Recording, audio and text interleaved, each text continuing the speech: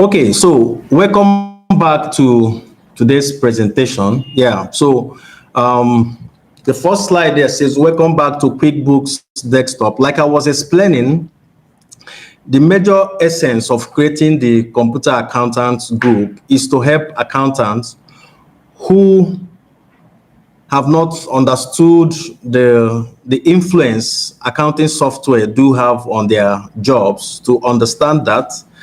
And like I said, most times when I go to run implementation, what I normally meet are non-accountants who have been employed to work as accountants. Now, in that process, as a professional, I have to do my job.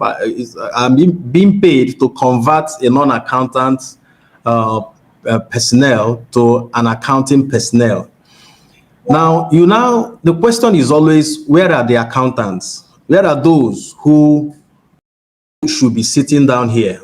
Where are those who should be, using the software proper?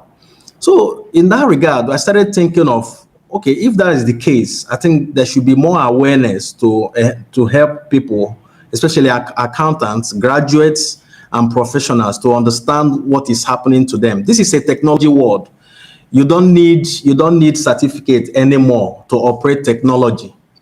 Most of us who are good in AI, some of people who are good in AI don't even have educational background. So when it comes to technology, you just need the mindset and the creativity to embrace these softwares and run with it. So these days, you now realize that more accountants can't even find job. Then when you go to companies, you now see that the person sitting there is just sitting there because he or she has gone for accounting software training and has been able to understand the basics of accounting. And there's nothing you can do about it. So when it comes to that, so the goal, what we are to achieve today, is how to set up this software. Most times companies do acquire them. No company will allow you to buy and bring for them. In most cases, it's companies that do invest in this software. Then sometimes by the time you arrive as an employee, it has been set up. Somebody has done the setup. So what you will benefit is the training. Okay, you benefit more from the training side, and that's that. So I always define accounting as the mirror through which every business sees itself. So if you know the work of a mirror in your house, you will also understand the work of accounting. So today, our take home will be how to set up a company properly on QuickBooks. How to set up a company properly on QuickBooks. So that will be our take home. So my PowerPoint presentation, I'm going to jump the number 2, 3, and 4, because they are more of theory. It's what you can, the video will always be on YouTube, so it's what you can always watch and read and understand. I'm going straight to slide 5. I'm going straight to slide 5, and I tagged it accounting software process. Over the years, I've been implementing different accounting software. I just came to a conclusion that there are 3 basic things I've been doing for this past 10 years. Okay, so you can see them there. You have the setup, posting transaction, and reviewing report. Is my mouse moving? So you have the setup, posting transaction, and reviewing reports. Now, our take home today is on the setup. Everything we are to achieve today will have to be on how to set up. So I want you to follow me very well and very attentive to the things I'm going to say today. Now, these are the 3 processes you have to go through before you can now boast of having a real-time financial report from any accounting software. These are the 3 layers you can go to. Now, the first 2, the setup and posting transaction, is your responsibility. They are basically your responsibility. Setting up the software the way it will work accurately and churn out reports perfectly is your sole responsibility. The software has no business with that. Posting transaction has nothing to do with the software. It is still your responsibility as the user.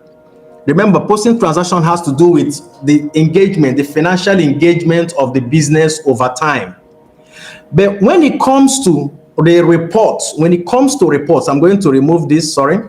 So when it comes to reports, this is where the software, this is the millions you invested buying this software, is simply to generate real-time reports for you and nothing more. The software cannot set up itself. It's not possible. The software cannot post by itself. It's not possible. What the software is programmed to do is to help you generate near accurate reports. I have never believed there's any accurate report in accounting. It can be near, because if you dissect it and open it up, you now realize that a lot of things that can cause a report to be near accurate or to be imperfect. But when we say accurate, it's also understandable because it is garbage in, garbage out. So when you garbage in perfectly, the system will garbage out perfectly for you. Okay, so remember, our take home today is on setting up properly. Okay, so if you follow me, you will understand this. Remember also that this is not a master class. The master class has to do with a lot of techniques, troubleshooting, and other things that follow that we normally do for companies. But this is strictly how to post perfectly in accounting in order to generate that accurate report you want to have. So setup is your responsibility.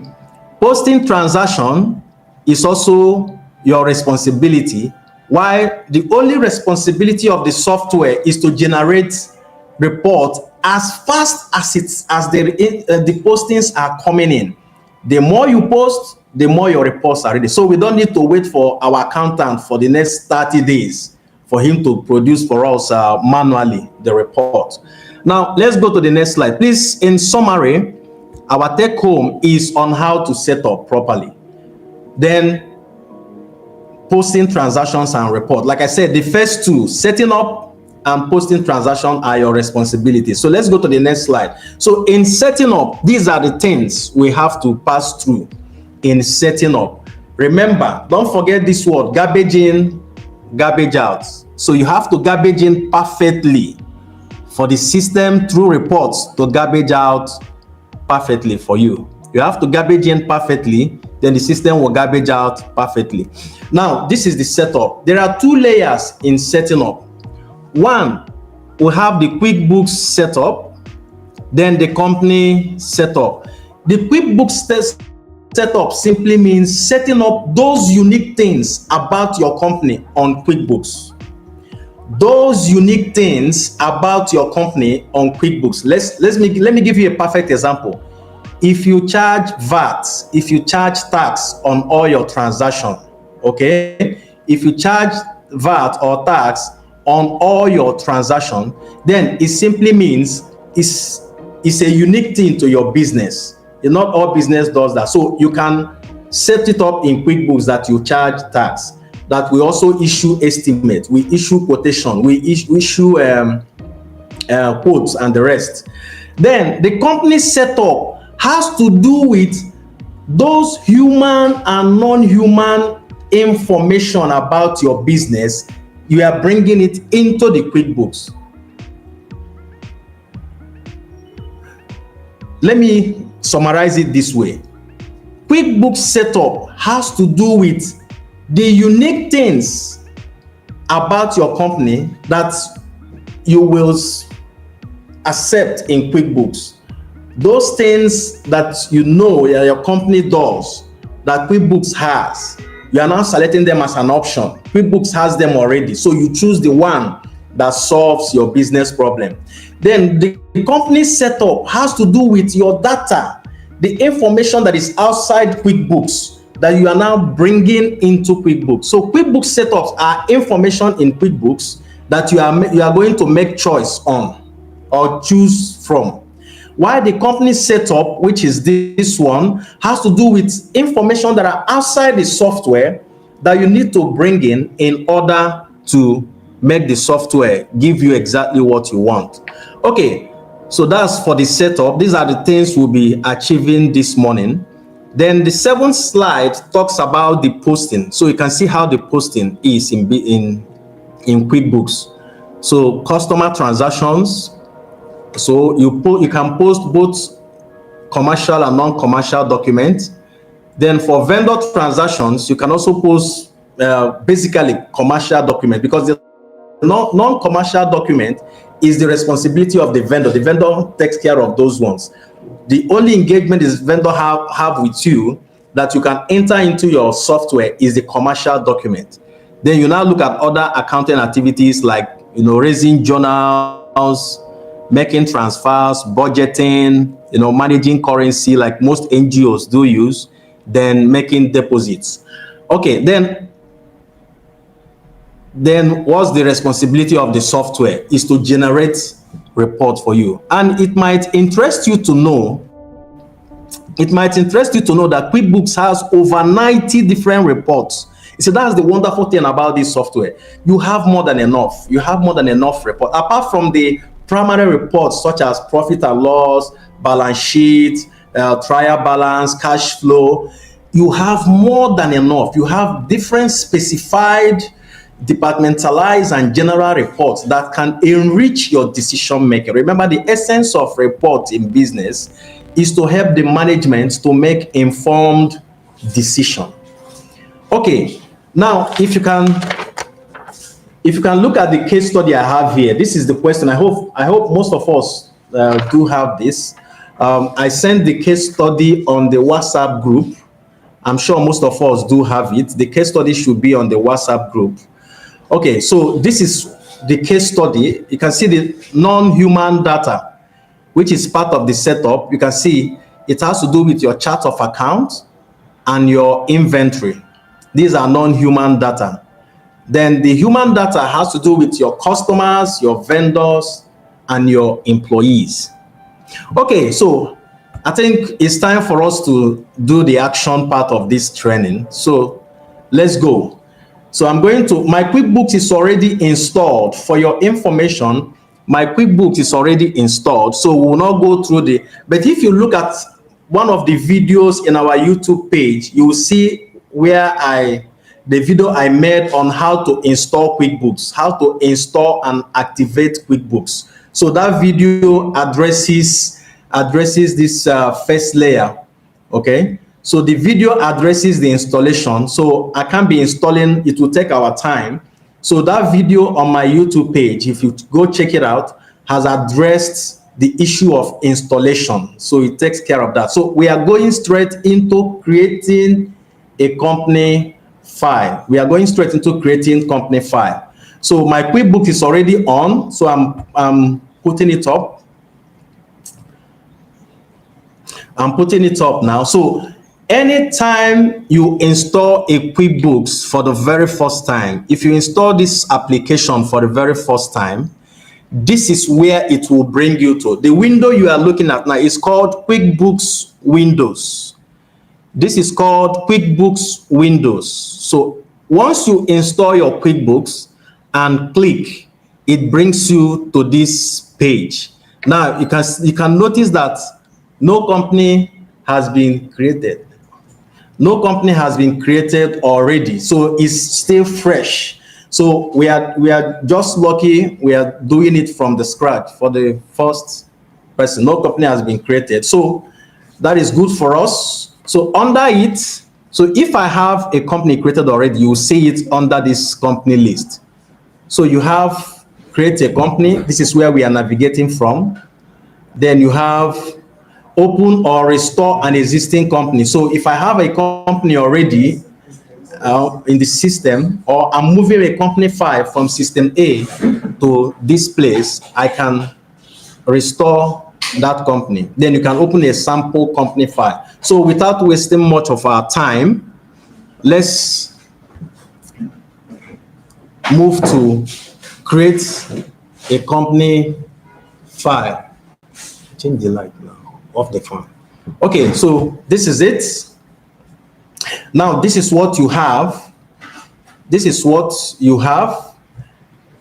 This is the page that normally comes. So you can create it as an admin if you are the person who bought the software for the very first time. So I've already made use of this, or somebody can create on my behalf.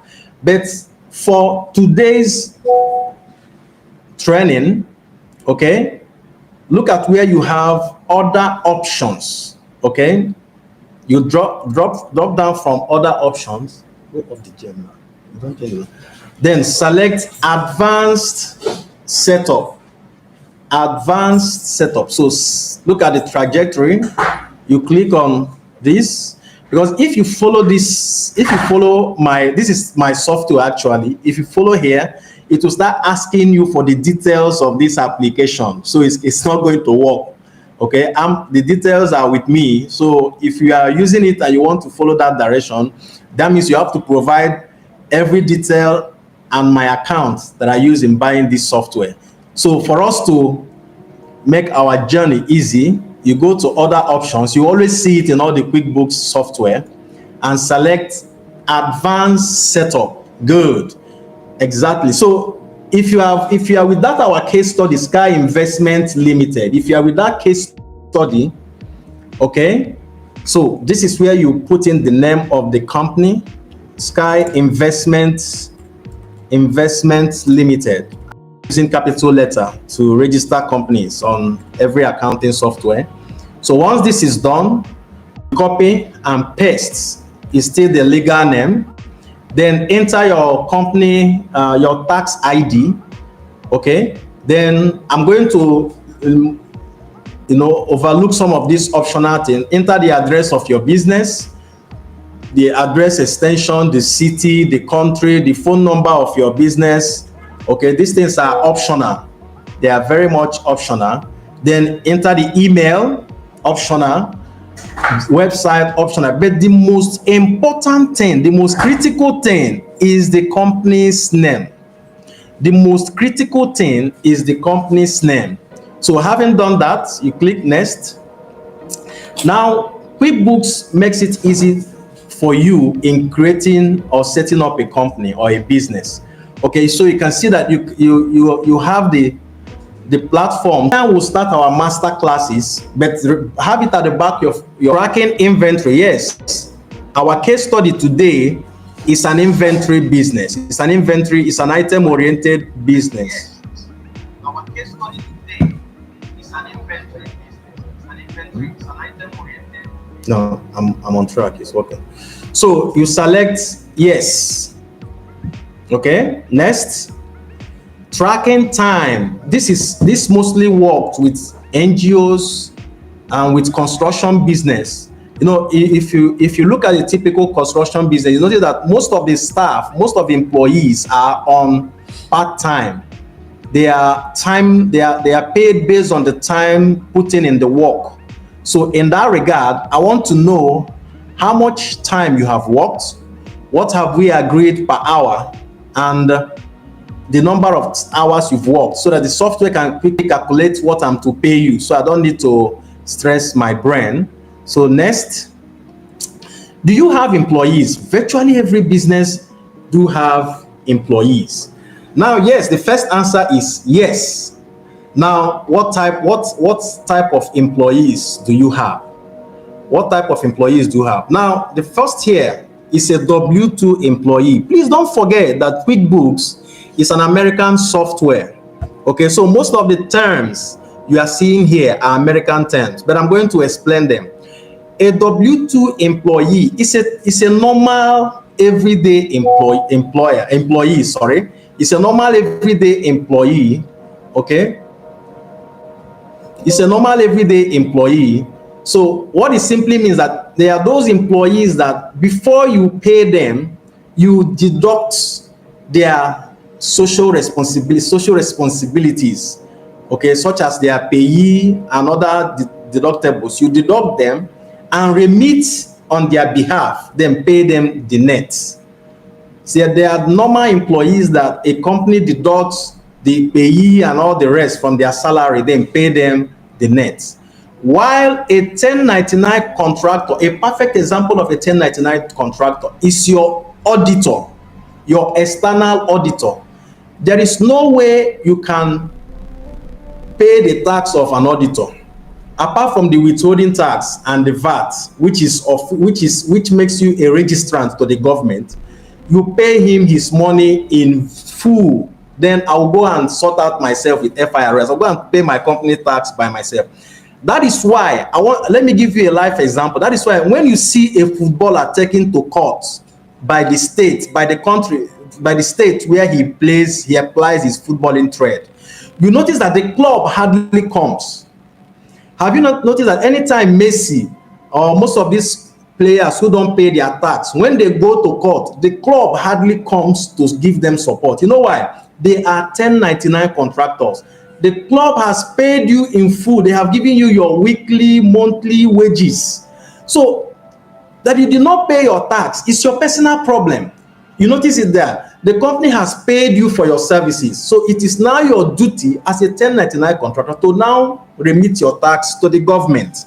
So that is who a 1099 contractor is. An independent vendor, supplier, consultant who has rendered service for you, or who has been rendering service to you, that you pay for those services in full. Then he now goes to sort out his tax problem by himself. Excellent. So we move to the next one, using an account in QuickBooks. One unique thing you must know in QuickBooks is that QuickBooks generates prototype ledgers, prototype charts of account based on the company. Remember, when we are setting up this company, we selected retail shop.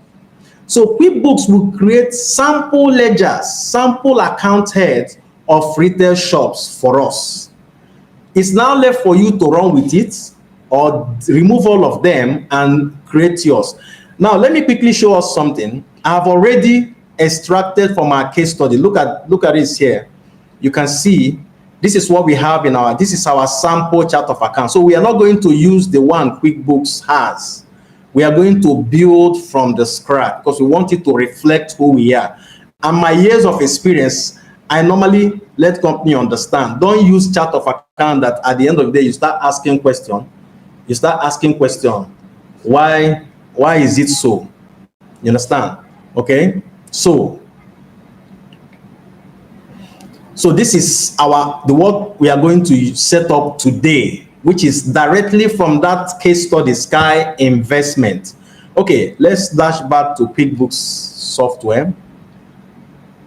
Okay, now next, then we have to reaffirm or confirm again that having selected January as our fiscal year, then what day of that January will our financial report start? So it has to be on the 1st of the same January this year. Then if you have any other date apart from January, then you can do that here. So I'm going with this. Next. So you can see what I just explained. QuickBooks creates sample ledgers, sample charts of account for you.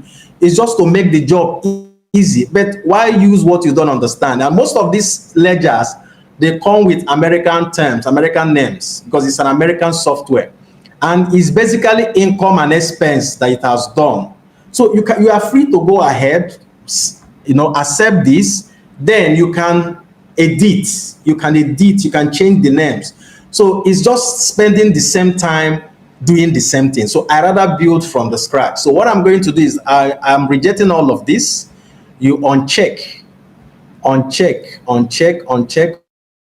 So I'm going to remove all of this because I want to build my own from the scratch. I want to put in what reflects my business. So I'm taking all of this out. Uncheck.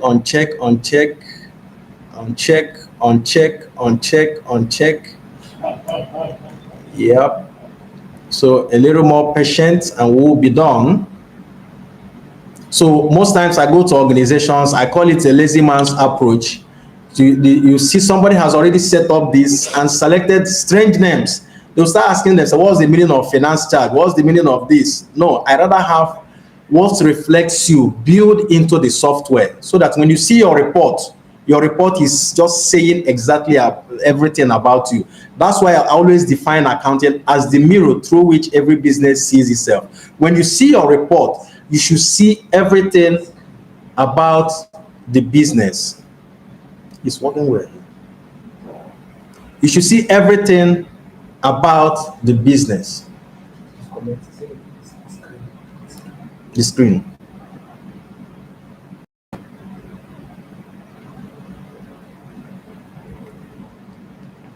Okay.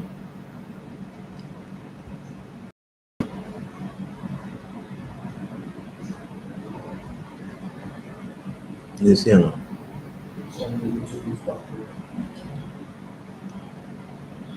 Mm. Yeah. You don't come now. Okay, so like where we are, like I said, why use names of ledgers that you are going to struggle with when you say your report?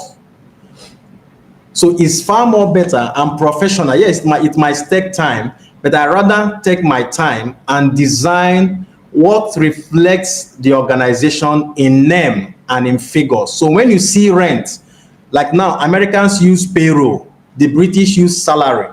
So your boss will now see payroll and he's asking, what account is called payroll? So if he understands salary, you rather set up using the word salary for him. So you make your work easy so that the business owner can also fly with your report so that you won't be called back and they say, please change all of these names to reflect us. So from day one, I have learned over time to be detailed with all of this. So I make sure the business is reflected in the setting up of the work. Good. So what I did here was to uncheck everything that QuickBooks has offered because I want to build my own from the scratch. So this is it. And click next. So congratulations, we are done with the QuickBooks setup. We are done with the QuickBooks setup. Okay. Now we are going into the company setup where you bring in what QuickBooks doesn't have about you into the software. The first stage is selecting from the software the unique things that concerns our business. That's what we have just finished doing.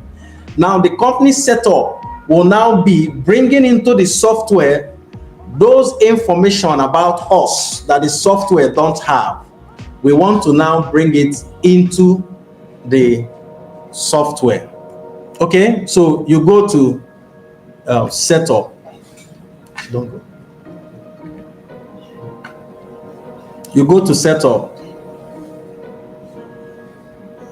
Okay, so I'm good to go. You go to setup. So here we are. So all of this, you have to be a bit patient with the software. Okay, so if you have a wonderful laptop, a high definition laptop, all these things happen in seconds. Okay, so this is where what will usher us into the second stage, which is the company setup. So from here, you can start adding your customers. You can start adding the product and services you render and your bank account. Now, the advice is to go to a place where you can have access to everything. Vendor, customers, product, tax, where I can do everything at the same time. So I'll click on start working. Okay, so like I said, a bit more patient. So my system has a lot of burden in its mind, so that's why you see it slowing down. Okay, so here we are now. Here we are. Okay, so allow the app to settle itself. So I'm going to move all of this. So remember, we started our journey from QuickBooks Windows. Now this is what we call the QuickBooks home page. This is the QuickBooks home page. This is where the actual work is done. Okay, So once you set it up properly, everything is fine. If you are following the way the top of the home page, you have the company's name. You can say I'm using QuickBooks Premier and the year. Now it's telling you that you are on the home page. It's telling you that you are on the home page. Okay. Then at the extreme, okay. Yeah, but it can be more than two. It can be more than twice. Yeah. Okay, I'll send the details to you. Yeah. Work on the version of the QuickBooks you are using, which is Premier Edition 2021, the location where you are presently. The location where you are presently.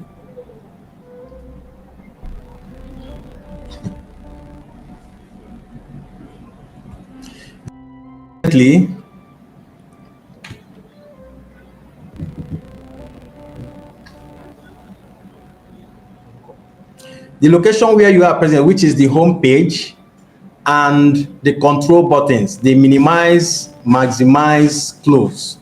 Now, directly under it, you have the menu bar. Directly under it, you have the menu bar. So the menu bar contains menu commands. Like when you go to a restaurant to eat, you are given a menu. So inside under each menu, you have sub menu. Like you have a swallow now or rice. You have different types of rice, So you have the file menu, the edit menu, the view, the list, favorite, company, customers, vendors, employees, banking report, windows, and help. Now, every menu contains a sub menu. Every menu contains a sub menu. The actual work is done in the sub menu. You can see the file menu. These are the sub menu to the file. Edit sub menu, view, list. So every menu contains a sub menu, and the actual work is done in the sub menu. Good. Now look at this navy blue rectangular bar. This is called the navigation bar. This is known as the navigation bar, right? The navigation bar contains some of the menu. It's a game of shortcuts. Okay, so what you can pick here, you can easily pick it on the shortcuts. Okay, like you have my company, is still the same thing with this. Okay, good. Then you have the home. Okay, the home simply is a description of how a transaction occurs. So this is just the software showing you the mapping system of all transactions. That's what you are seeing on the home. So you can see the vendor home or the vendor center, the customer home page, and the employee's home. Now let me give you a scenario. A customer asks Sky Investment to send an estimate, a price list of what he wants. Now the customer likes what he saw, and now Sky Investment raises a sales order. Now in that sales order, remember, we don't have the product in our store, but the customer has given us the go ahead to supply. Then we will raise a requisition order and send to our vendor in order for them to supply to us. Okay, so once they supply to us, we will invoice the customer and receive our payment. The money goes to the bank. So the vendor receives our requisition order, sends the inventory, and raises an invoice against us. So you can see it's magical how these things work. Okay, having said that, remember we are on the second leg of the setup, which is the company setup. Like I told you, the company setup are those things that we have that the software does not have, that we need to impute into the software so that it will enrich our usage of the software. Good. Now, please follow me on this journey. The first place to anchor is the edit. Now, basically all of us, we have phones. I'm sure that all of us, we do have phones. And one of the things we do in our phones is that once you get your phone, we zoom to, we just dash to settings. We go to settings to, change some of the defaults to reflect our own operational usage. That is the same thing we do in QuickBooks. Remember, it is a software that came with a lot of defaults. So it is your duty as the user to change some of these defaults to reflect the company's operation. And there are a lot of them, but I'm going to show you three key defaults that affects your report and your daily usage directly. Okay, so edit, you go to preference. So another name for preference is settings. So I'll click. Good, this is it. This is it. So now there are a lot of defaults here, please. Some of these defaults, we have already taken care of them while we were creating the company, especially inventory. We have taken care of inventory, okay? We have taken care of job and estimate. So we don't need to go back doing those things again because we have already selected them. But I'm going to focus on the three that affect your everyday usage. And if you don't do them properly, then you are going to struggle. Your balance sheet might be a problem at the end of the day. Now, number one is accounting settings. Okay, you click on accounting.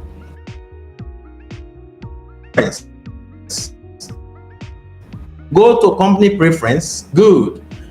Based on your company's accounting policy, it might be a condition that every ledger must have a number. Most companies do this, most don't.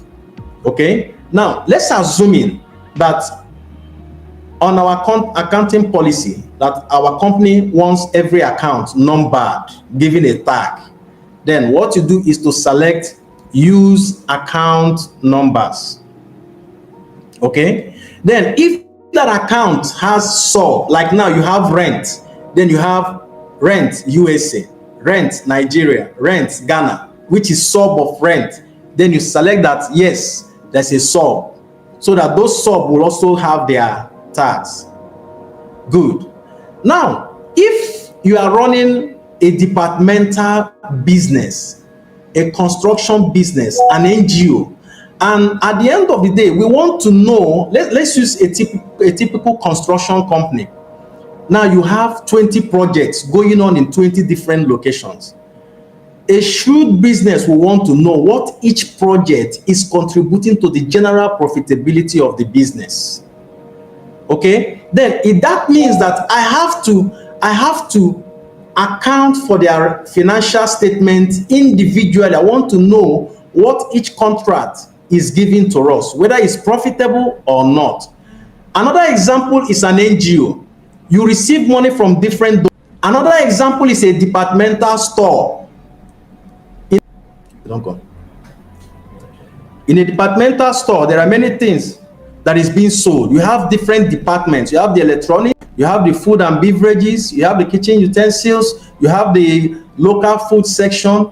A shrewd businessman will want to know which department is profitable and which department is not. You can't just model everything and say we are doing well. In that regard, you select what we call class. Class simply means that QuickBooks will going to use QuickBooks to manage different layers of branches of the business, looking at what they are giving you individually, as well as the holistic report. So this is done. Number two is multiple currency. Multiple currency. Remember, this software is US denominated. It's US denominated. You can see it's showing US dollar, right? Now, a typical location like Nigeria, you can't stay in Nigeria or in Ghana or in Kenya or in South Africa or even in any country in Europe and you are reporting US dollar financial report to your tax authority is not proper. Okay, your report has to reflect the currency of that location, of that country. So in that regard, I want to remove this and replace it with the local currency here, which is Nigerian naira. Okay, so you select yes, I use more than one currency. Whatever it pops up, click yes. Okay, so you can see it has deactivated it. So I'll scroll down, look for Nigerian naira is here. It's not here, sorry. I'll look for view more currencies, then look for letter N. Letter N should be, this is it, Nigerian naira. So what I'm simply doing is that every transaction, every document, every source document, every non-commercial document, every commercial document will now be domiciled in Nigerian naira. It will carry the naira sign, and I want to make it permanent, so make it active. There, this is it. It's warning you that once you change, you can't go back. Yes. So this is it, Nigerian naira. You click OK, and that's it. You notice at the back, you can see this change is going on. It means that all your documents, commercial and non-commercial, are being imprinted with naira sign. Okay, so wait a little more. If it's taking too long, I'll tell you what to do, but let's wait. Okay, so let's open my company again. So we soldier on.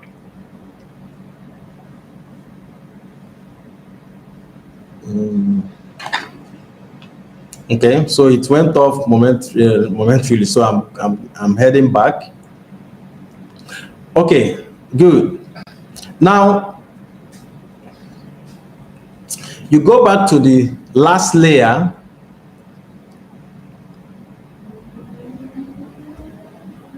Okay, so you go back to the last layer under preference. So you have payment. Now, naturally, QuickBooks comes with its own payment platform called Undeposited Funds. It comes with its own payment platform called Undeposited Fund. But from the case study here, we have our own different payment platform. We have our cash at hand, and we have money in global bank. Okay, so we are going to deactivate this because we have our own medium of payment with us. We pay by cash and we pay through the bank. Then the software can do the calculations automatically for us. So anytime we pay, the software will do the plus and minus, and our balance will be known. Then I'll click OK. I think this is the three most important things: accounting, multiple currency, and payment. So I'm done.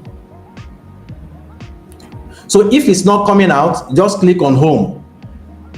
Just click on home and the home page will come out. Good. We are just moving gradually, and so the next thing to do, remember we are done with the preference. The next thing to do is to enter your charts of account. The ledgers from this question. That is the next thing to do. And I've shown you that I have already extracted them. Let me go back to the PowerPoint page. Look at them here. I've extracted them. You can see them, about 17 of them. Very key. That's what I normally tell my students. Do your paperwork. Don't just, as I am today, with the level I've gotten, everything is already in the brain. I know when a client is talking to me, I know exactly what he wants. Even entering your business, the business environment tells me everything that goes on in that business. So it's your long years of experience. So, but always do your paperwork. Get a piece of paper, extract all the ledgers, extract all the products, or better still, you can ask for Excel copy of all of these things. They will give it to you because they want their work to come out good. Okay, so let's go back to QuickBooks. Okay, good. Now, let's go back to QuickBooks. I hope people are hearing me very well. Hello, are you hearing me? Good, good, good. Please indicate and carry me along. Indicate and carry me along so that I will know that we are all together. Okay. Now, the next thing, like I said, the second most important thing is to key in your charts of account. So you go to list, you can see it here, charts of account. Remember, accounting is useless. Accounting is useless without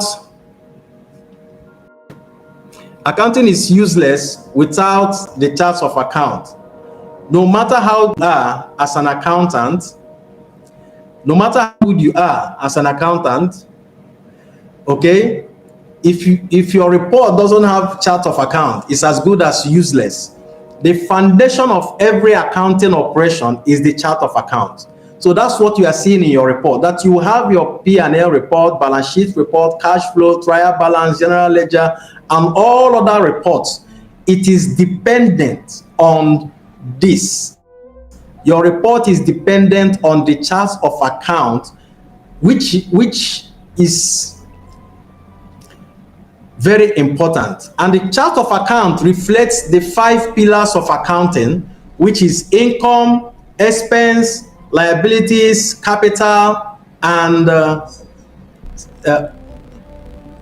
assets. Is very important. These are the 5 pillars. Every chart of account of every business takes its life from these 5 pillars of accounting: income, expense, assets, liability, capital. You might not have you might not have assets, but you must have 1 or 2 or all the 5 of these pillars. So the chart of accounts takes life from there. Okay, good. Now let's get that one done. So I'll click chart of account. Remember, some of the charts that QuickBooks offered to us, I did deactivated them. We rejected them because we have ours to bring in from here. Then the ones we cannot delete, we can edit the names based on what we have here. So you can see that it's showing us numbers, right? Good. That means I selected numbers, okay? And this is the standard way it should be. Now, there is inventory account in this question, right? So if you look at there is inventory. So we'll leave that inventory asset, right? Then in a motor van, here the QuickBooks is showing furniture and equipment. So I'm going to change it to motor van. So you click, right click, and click on edit account. So I'm changing the name because it's asset account. Please permit me to use capital letter. It might not be fine in your eyes, but I normally love running with capital letter. So save and close. Did you see that? Motor van is there. Okay. In the question, there's no depreciation account. I can leave that. Then we have current deposit assets. So I can take this one out. We don't have anything like this, so I can delete this. Then payroll liabilities, there's none from the question. Then sales tax payable. So that's another way of saying VAT, value added tax. So I can change the name to reflect VAT. Oh, sorry, I can't, sorry, I nearly deleted it, which is, so I'll edit the name to VAT, value added tax. Okay, so it makes the work easy for me. Then opening balance, I will change it to capital because there's capital. We started, they said Sky International, a dealer in clothing business. He started business with the following investment: cash at hand 500,000, cash in global bank 500,000, making it a capital balance of 1 million naira. So watch what I'm going to do. I will edit this to make capital. I'll put it capital / equity. So they are all the same, whether British or America, they are all the same. They mean the same thing. Then owner's drawing. If you look at the last question, the second to the last question of this, the second to the last question, it says the owner of Sky Investment made a cash drawing. So I will leave that name, owner's drawings, maybe add some ings to it. Owner's drawings. Okay, so that means it's an account that captures what the owner of the business has taken out of the business, what the owner has taken out of the business. Remember, if you understand accounting law, the fundamental law, the owner the owner has the right to invest money to the business, and also once in a while he can have one or two challenges and decides to take out his investment for personal reasons or for personal use. It's as good as the business has repaid him to the amount of money he took, so he can draw money from his business to take care of his personal problems. Then payroll expenses, we have salary, we can change this to salaries. So America calls it payroll. So here we have, salaries. Okay, so save and close. Estimate is a non-commercial document, so that's why you have the word non-posting. It is not posted, it doesn't end up in report. It's more like a listing device. Now, the other accounts that are not here, that are not in QuickBooks, we are now going to key them individually. So let's look at our PowerPoint.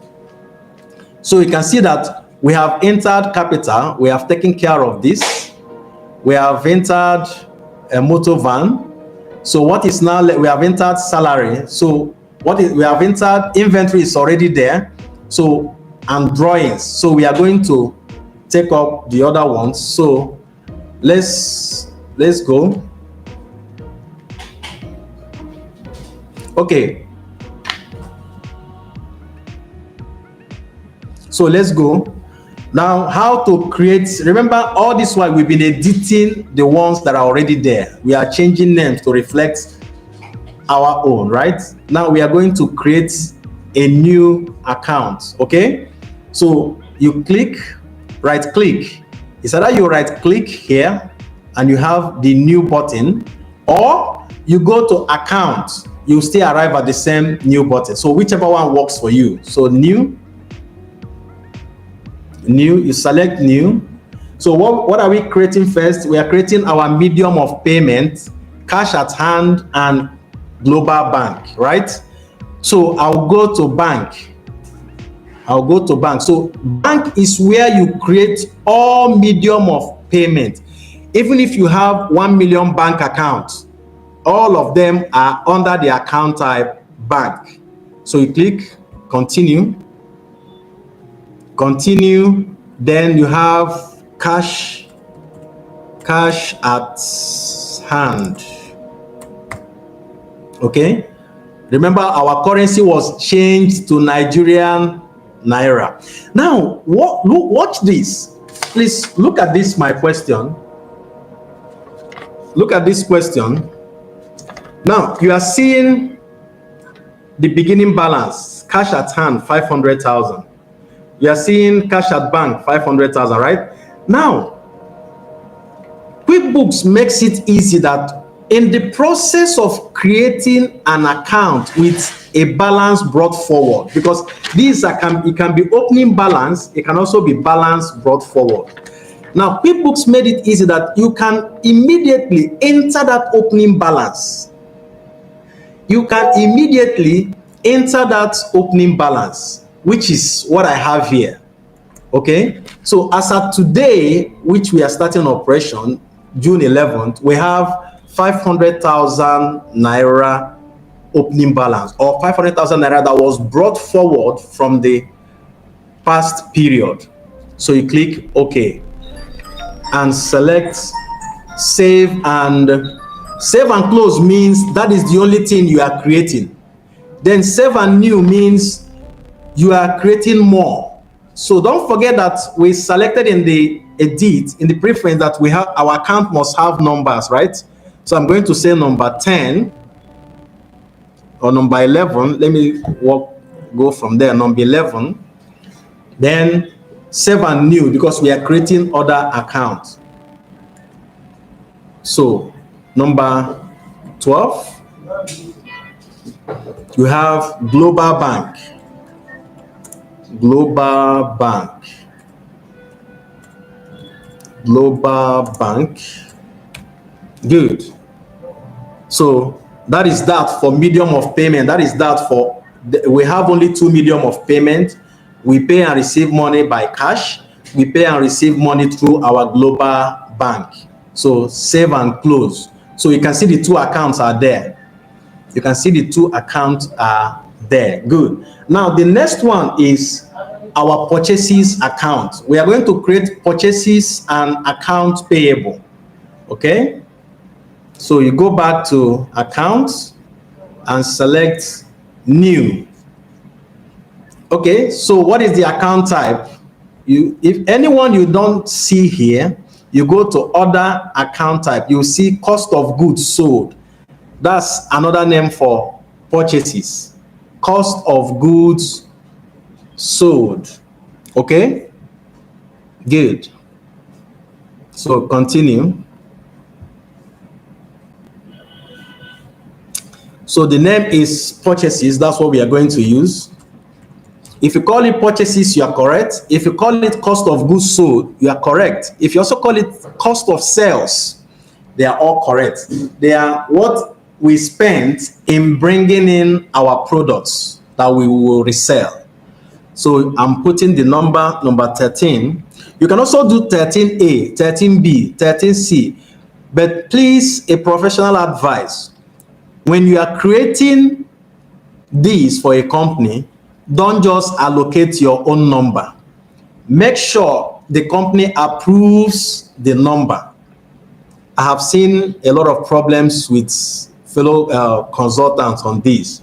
Make sure that the company approves the number you are portioning. Don't just say, I'm an accountant. It's no. Make sure that the company approves. It can be 4 digits, 5 digits. It can be a mixture of the company name and the number, so the company, you must carry them along. So save and close. So I'll be doing them individually so that you see how this thing works. So the next one is account payable. So the account type is also account payable. Is the account that captures the money we are owing those, our vendors basically. Is account that captures all the monies we are owing to vendors. So 14, we have accounts payable. Okay, save and close. Good. So we go to the next one, customer transactions. So we start with the account that captures all the sales, all the monies from sales, which is the income account. Look at it here, income. Continue. So I'm going to give it number 15. Then you have,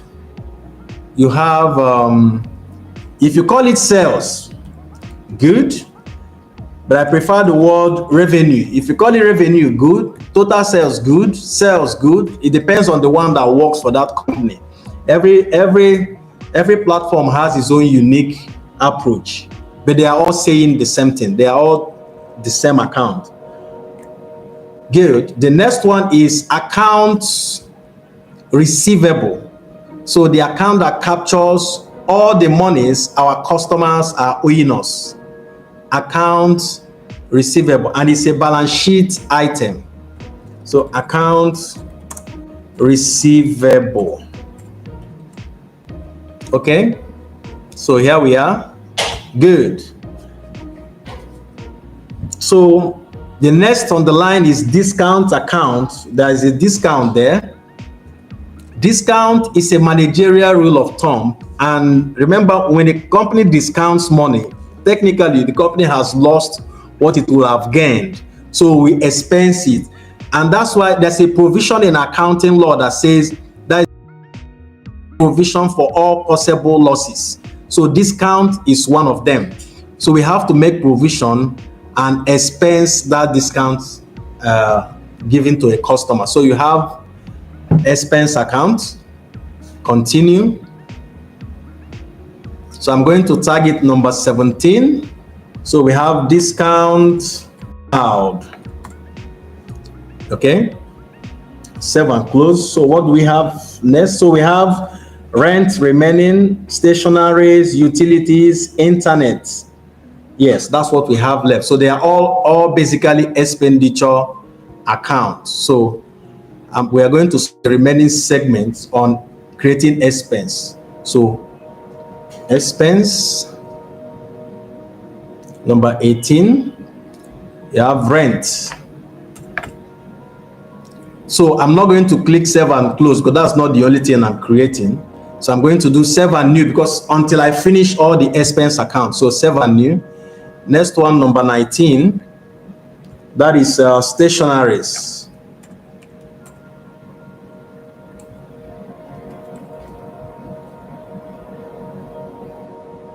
Yeah, stationaries. So number 20, you have utility bills. Utility bills. Then the last is internet subscription. 21, internet subscription.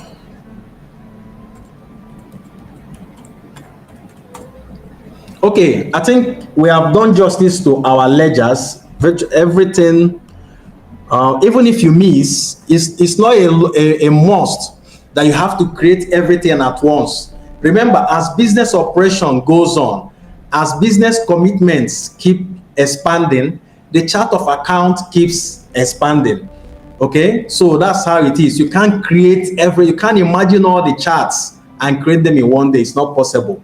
As the business commitment expands, so will the charts expands to capture the new commitments going on. So this is it. Save and close. So you can see in as much as it's not, so you have to, in real life, you have to make them, structure them very well, and they follow. But all our accounts are here. Okay, so this is done. Remember, the chart of account under list is the first thing you must do. Under list, the chart of account is the first thing you must do. Is the very basic foundation of accounting. Without it, accounting is useless. Without the chart of account, without the ledgers, without the account heads, whatever name you use for it, accounting is useless. I can assure you with every 100% confident that you will never generate report. Good. Now, the next thing is to create the items we sell. Remember, this is it. Is to set up the items we sell. And we have 3 items we sell in this business. We have the handbag. We have suits, and we have shoes. These are the 3 items that Sky International, Sky Investment buys and resell. Okay, remember, this is a trading business. Okay, so I'm going back to my QuickBooks.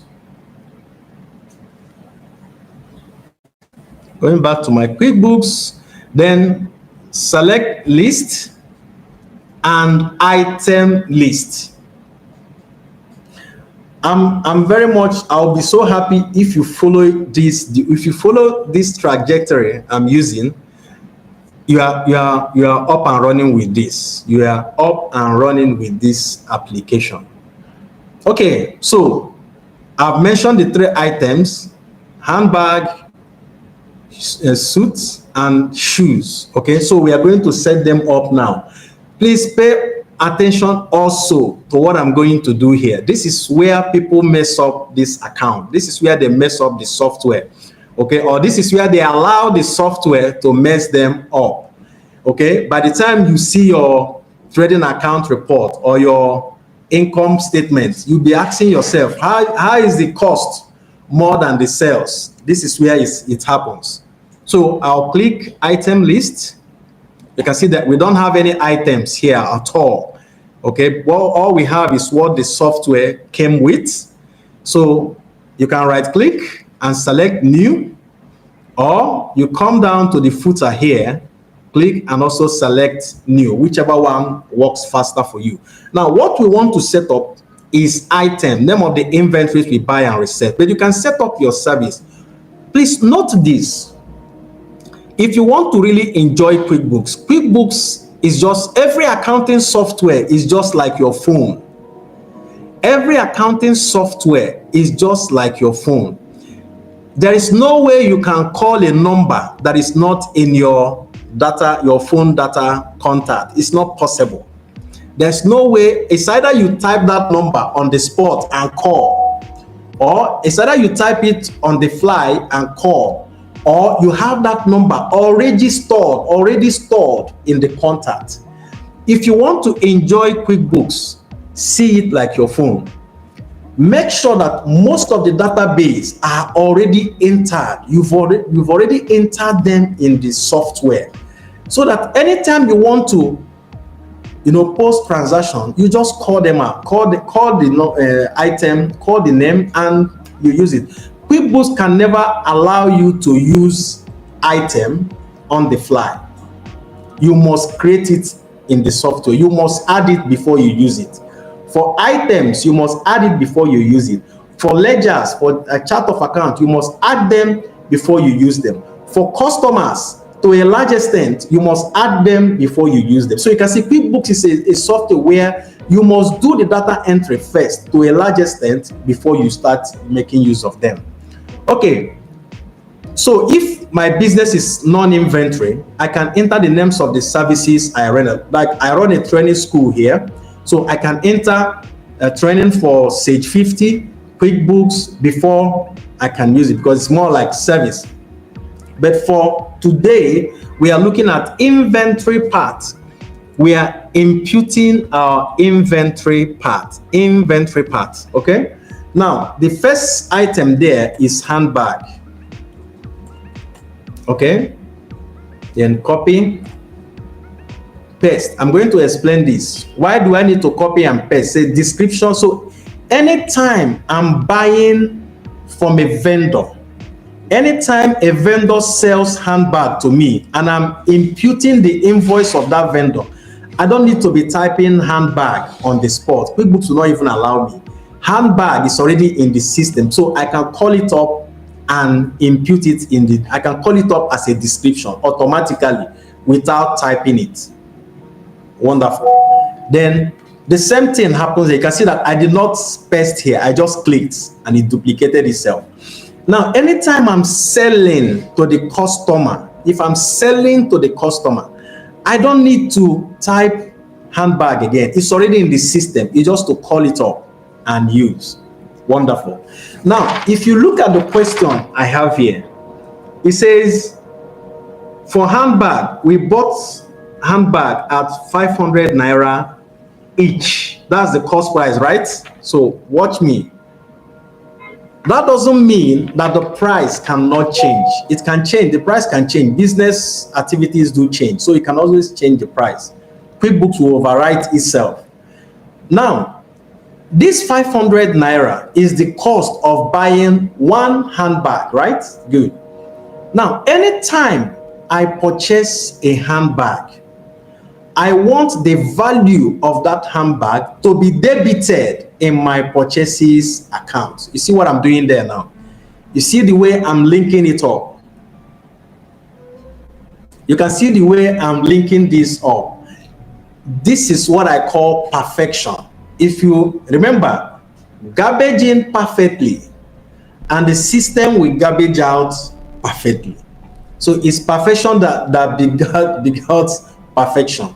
So if you don't garbage in perfectly, the system will give you what will keep you gazing. What happened?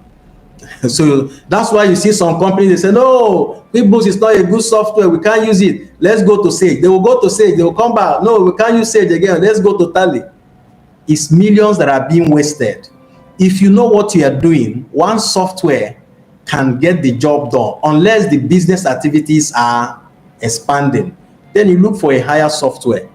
But you see, so a company, they've not even used up to 5% of what that software has. They've condemned it, and they have millions to spend on another one. Okay, so let's go. Now, if I'm selling, the selling price for handbag is 1,000, right? So I'll put 1,000 under sales price. That doesn't mean that the price cannot change tomorrow. Okay, the price can always change. They will come in your source document. Then I will link the revenue account. It simply means anytime I sell a bag, a handbag to a customer, the money should be credited to the revenue account. You can see, you are now telling the software what to do at every point in time. When such a thing happens, the software knows that you have already selected the account where it should go to. Now, what does this tool give you? Revenue, purchases. When you minus purchases from revenue, you will get your gross profit. That means your trading account, right? Good. Make sure this place is connected to your purchases account. And here is connected to your income or revenue account. Make sure. This is where people mess the whole thing up. And make sure that inventory account is here. It is these three accounts, sales, purchases, and inventory, that gives you your P&L and your inventory reports. When you buy products, inventory will increase. When you sell products, inventory will decrease.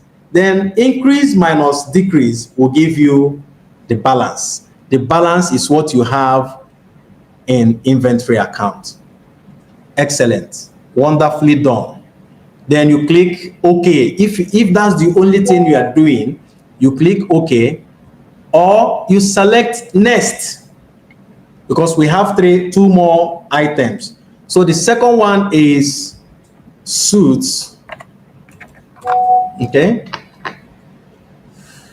Then you copy the same procedure, copy and paste, copy, paste, click.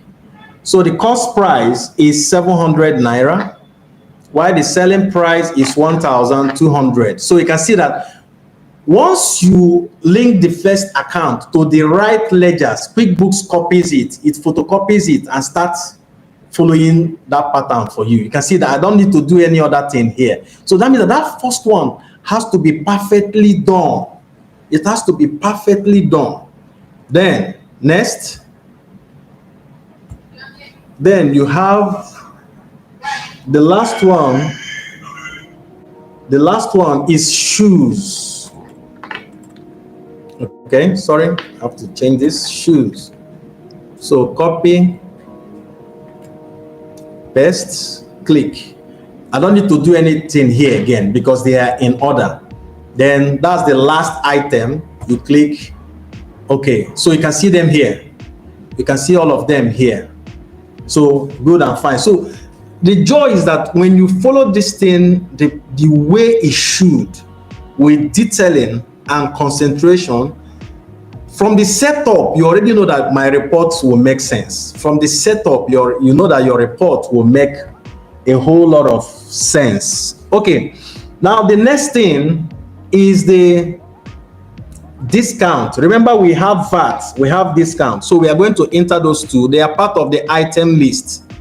Okay, they are part of the item list.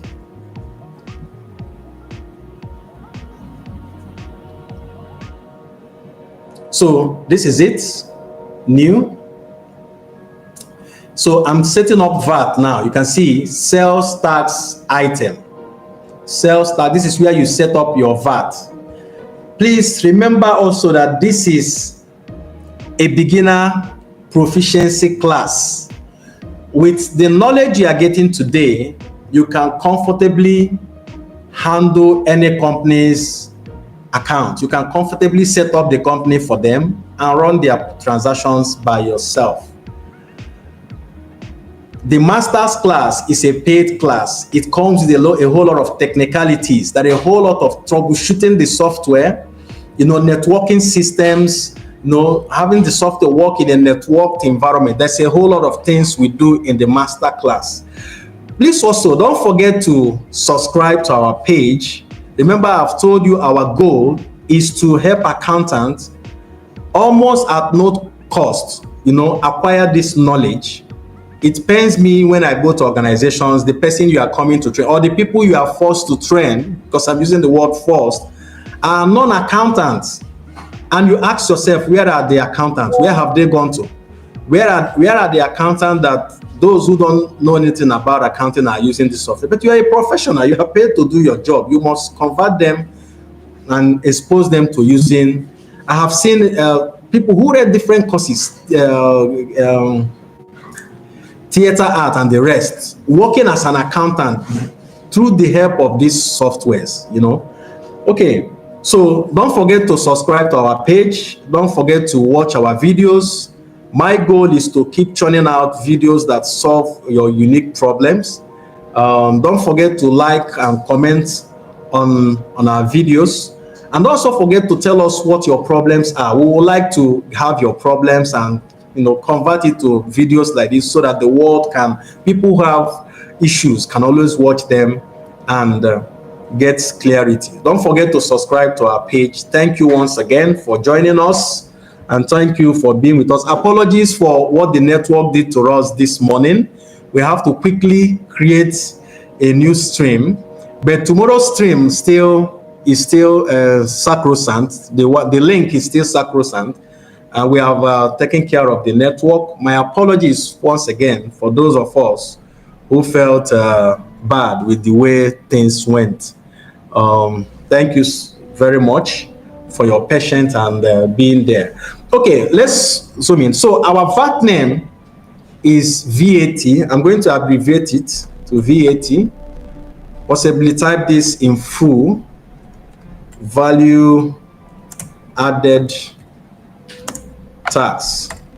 Now the question says is subject to every item is subject to 7.5%.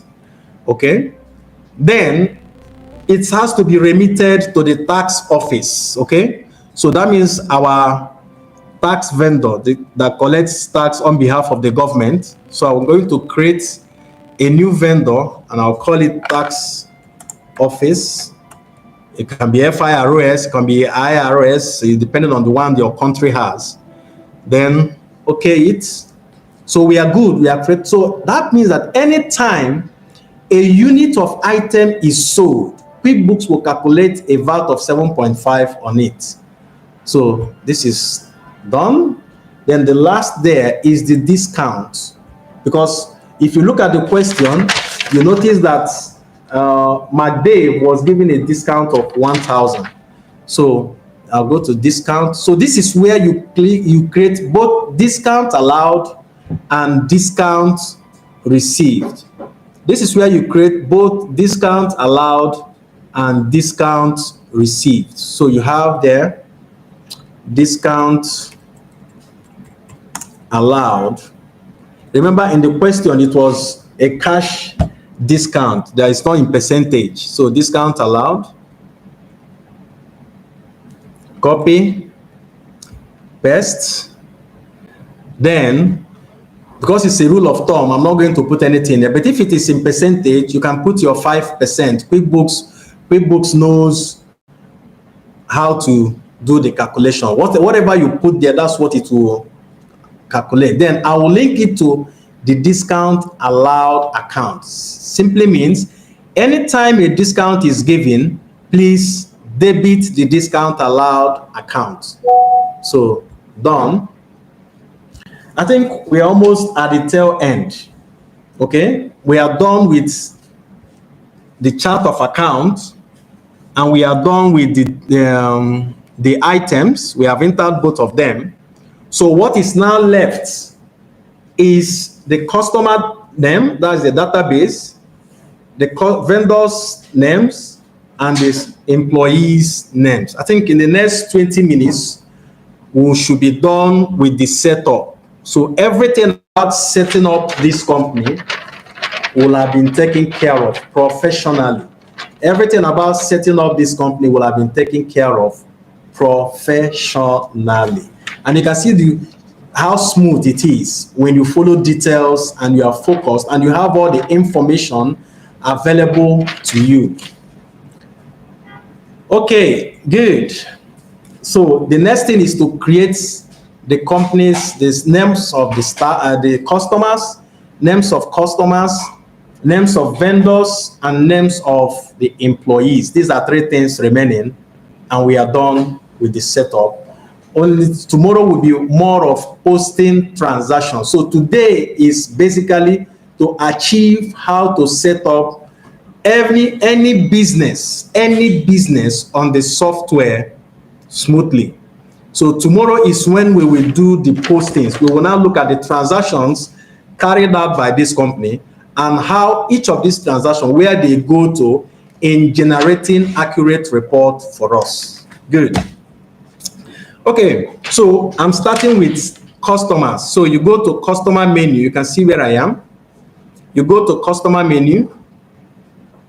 You go to customer menu and select customer center. Go to customer menu and select customer center. This is where you create only the names, the details, the data of the customer, not the transaction, the data of the customer. Okay, so this is it. The first customer there is Kef Fashion House. Kef Fashion House. Okay, so once it opens, you come to new customer and job, drop down and select new customer. Now, if you watch this, now look at where I'm putting the name, not on customer name, but on company name. Now, the advantage here is that if you type the name here, Kef Fashion House, if you type the name here, Kef Fashion House, it will duplicate in, watch this, did you see? Once you type it here and click, it means that when I'm invoicing the customer, the name Kef Fashion House will appear automatically. Okay? When I'm doing anything, billing the customer, these names will appear. I don't need to retype them by myself. That is the advantage. And this customer pays us in the local currency. This customer pays us in the local currency, right? So this is taken care of. Then you click OK. So my customer has registered, the name Kef Fashion House has registered. So you can see it here, Kef Fashion House. Then the second one, new customer and job. So you have there Zenith Garment. Zenith Garment. So click, that's duplicated. Then OK. Then the last customer there are 4 customers. The 4th one has no name. When we are posting, I will show you how to capture the transaction of customer with no name. A customer we normally call on the fly customer. Let me give you an example. If you go to a place like Nest, Sahad store, or any store, any departmental store, you notice that they hardly ask you your name. But they will print your, they will have your printout given to you. If you go to filling station to refill, they hardly ask you your name. You are seen as on the fly customer or one-off customer. So I will show you how that is done. So the last customer with a name there is McDave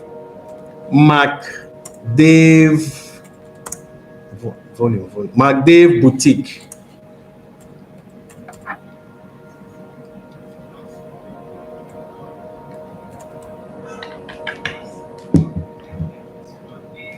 McDave Boutique. So I'll duplicate. Good. So you say, so now you can go ahead and enter the customer's number, website, email, last name, first name. These things they are all formalities. The most critical thing is that name your business knows the customer with. Okay? Numbers can change, address can change, but the customer name remains relatively stable. Okay, we are done with customers. We have only 4 customers, 3 with name that have entered our database. The last one will be I will show you in the posting operations. The next thing to set up is the vendors database. We also have 3, even 4 vendors. So you go to vendor menu, select vendor center,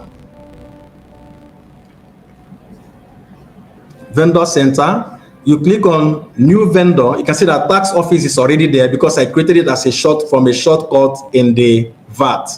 New vendor, the same pattern. So the vendor name, the first is Morgan Designers. So just click OK to duplicate.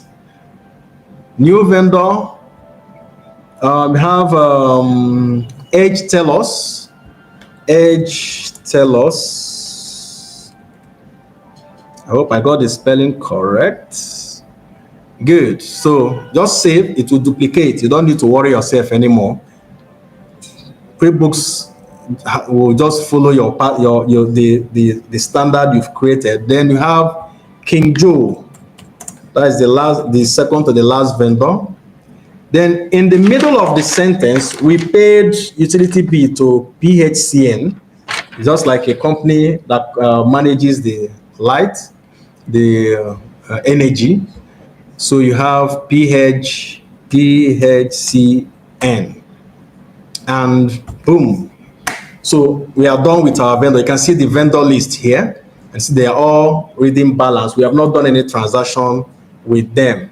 Please, once again, don't forget to subscribe. It takes a lot for us. You can see it's a lot for us to put up this in terms of stress and monies and the rest. Don't forget to encourage us. Please don't forget to subscribe. Don't forget to comment, like our videos. Tell us what you want, even what you want done as a course. We will get that done for you. Please subscribe to our page.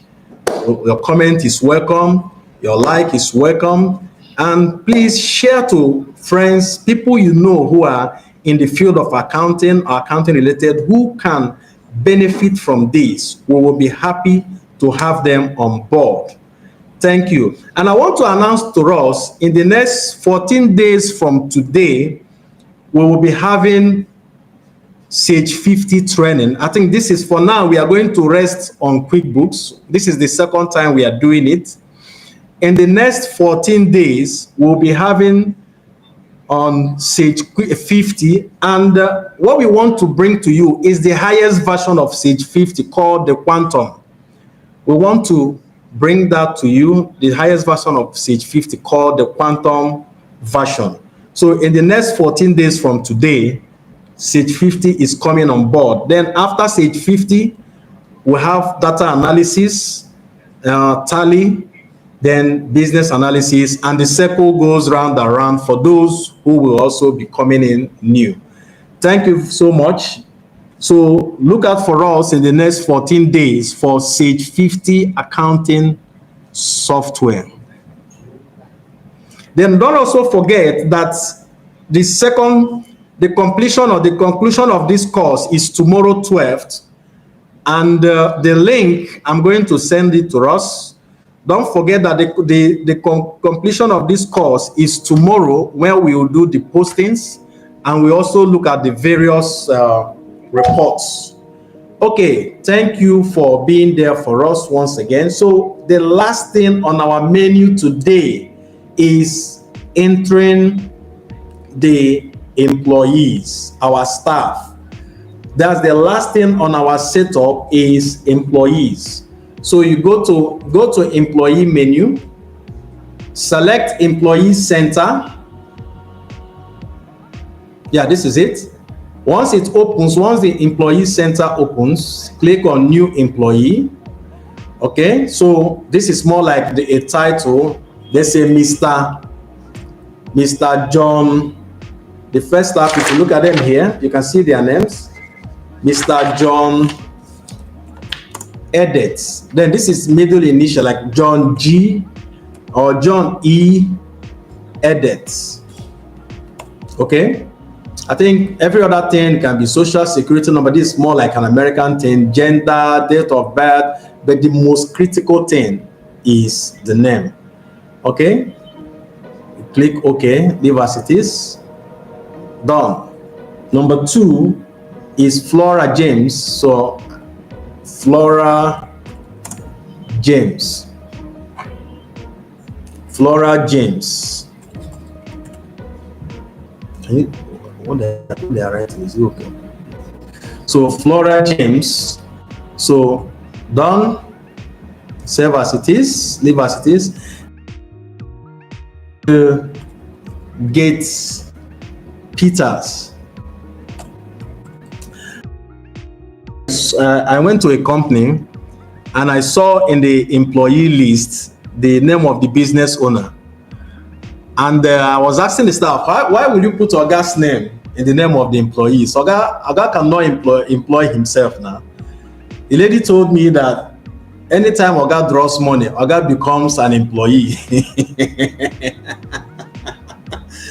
You know, and that is the disadvantage of having a non-accountant, you know, sitting down where an accountant should be sitting. So she told me that anytime Oga draws money, it's like Oga has paid himself. So Oga is an employee. So I can never forget that experience. So, and these are things we see when we put a round hole in a square, in a square peg, and we get all of these things. I tell them, no, when Oga draws money, it's drawings. It is a special accounting operation. That doesn't make Oga an employee. You know, so that is one experience I've never forgotten in this field, though. You know? So it's very good when you put the right people in the right place and give them the right tool. They deliver the right content for the business. You know, because what is of what use is managerial decision when the data, when the information you are going to use to make decision doesn't make sense. Of what use is the decision, you know? So this is it. So we are done. This is where we'll bring today's class to a closure.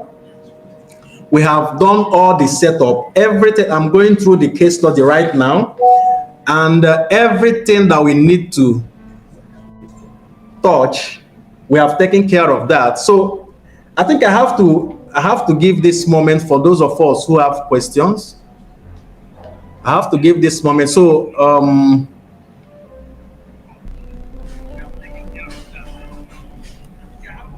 okay,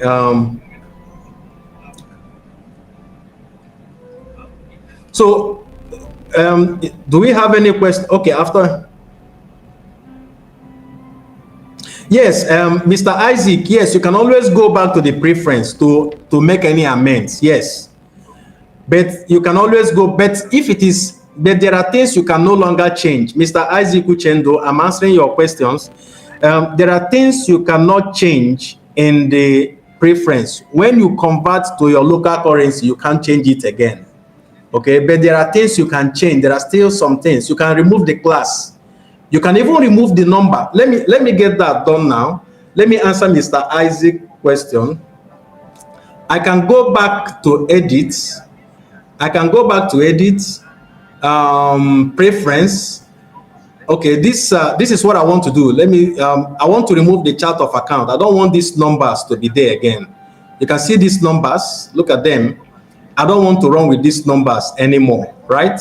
So I can go back to edit, preference, and accounting. Then I say no. Close the numbers, remove the numbers. So watch this. Did you notice this? We don't have numbers anymore. So there are things you can change. There are things you can no longer change, especially the currency. You cannot change the currency anymore once that is done. Yes. So any more question?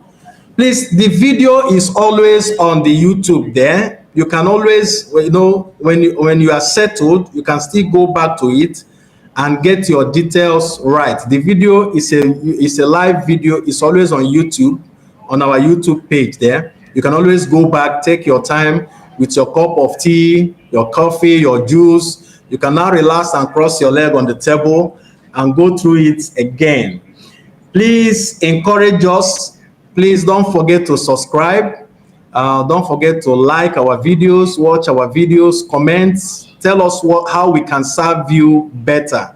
I know that network has been a problem here, but I'm investing heavily in it in these few days so that it will not be an issue for us anymore. Please, apologies for some of us who might have been taken out by the network. Please do join us tomorrow. I'm going to do a summary of this. I'm going to do a 30-minute summary of everything we have done today to carry you people along so that we can be on the same page. So my name is Onyeka Ozuzu. I am always your preferred accounting software specialist. Thank you for the opportunity, and bye-bye for now. Thank you. See you tomorrow.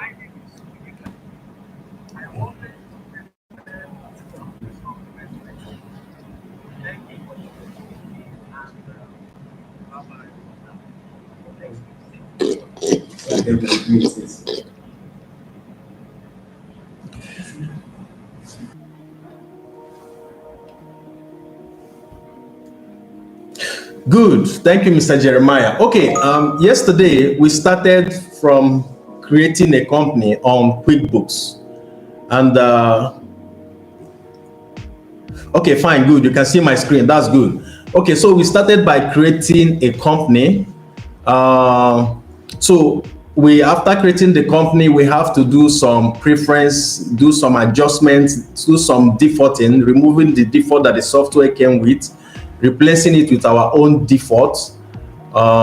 Please, before I continue, I want to ask, is there anyone among us who missed yesterday's class, so that let me carry you along? Do we have somebody? Indicates if you have missed yesterday's class due to the network problem we had. If you have missed yesterday's class, please let me know. Indicate by typing so that I can do a recap before we start posting transactions today. Do we have anyone in our midst who missed yesterday's class?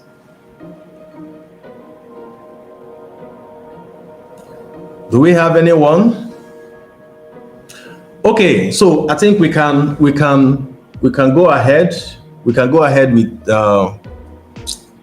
today's class. But just in case you are just coming in and you have missed yesterday's class, please do well to notify me. But the fortunate thing is also the video of yesterday's class is already on the YouTube channel, on our YouTube channel.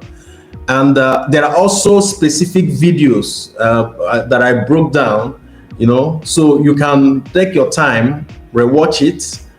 It's a simple video. Once you get it done, then you can always connect with this second video we are making. Then another thing is that, please, everyone who has participated in this training and you are part of our WhatsApp group, please, you are entitled to a QuickBooks software that you will use for your practice.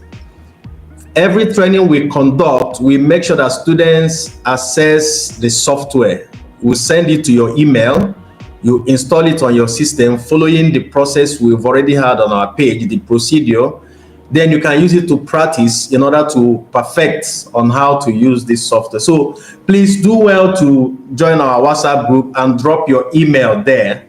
Then you will get your own copy. Okay, so having said that, yesterday we created a company. We created our charts of accounts.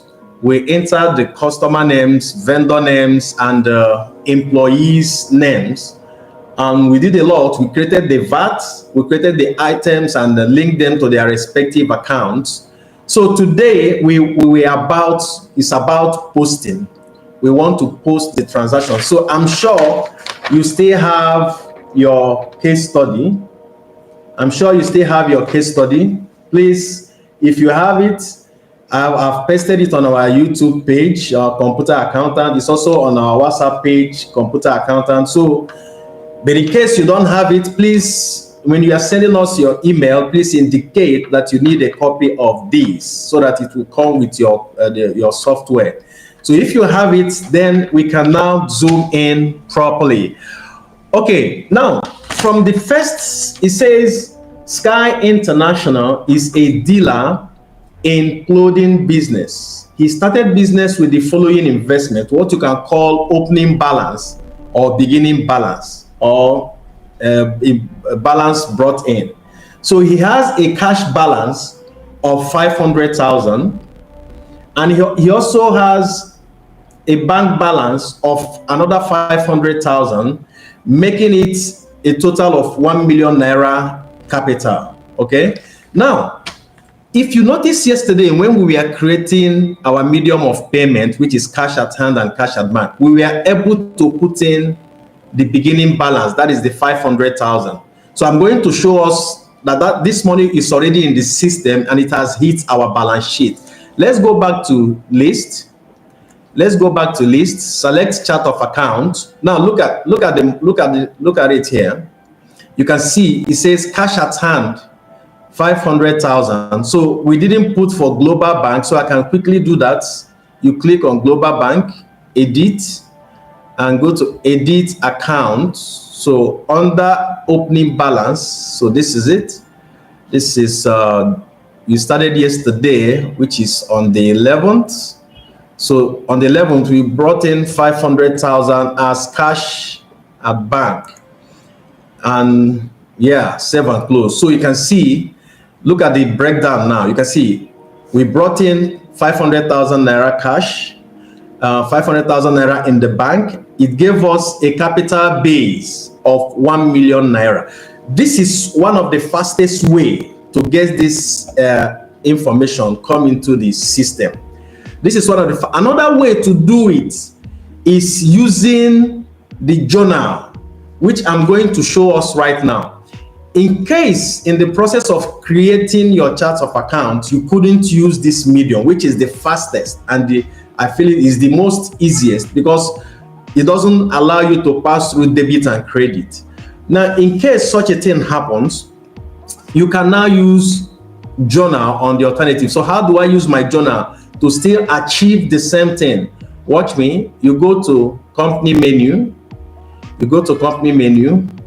Click on company menu and select make general journal entries. So that is it. So once you come to journal, the double entry mechanism or the double entry system is your responsibility. You will be the one to decide what to debit and what to credit.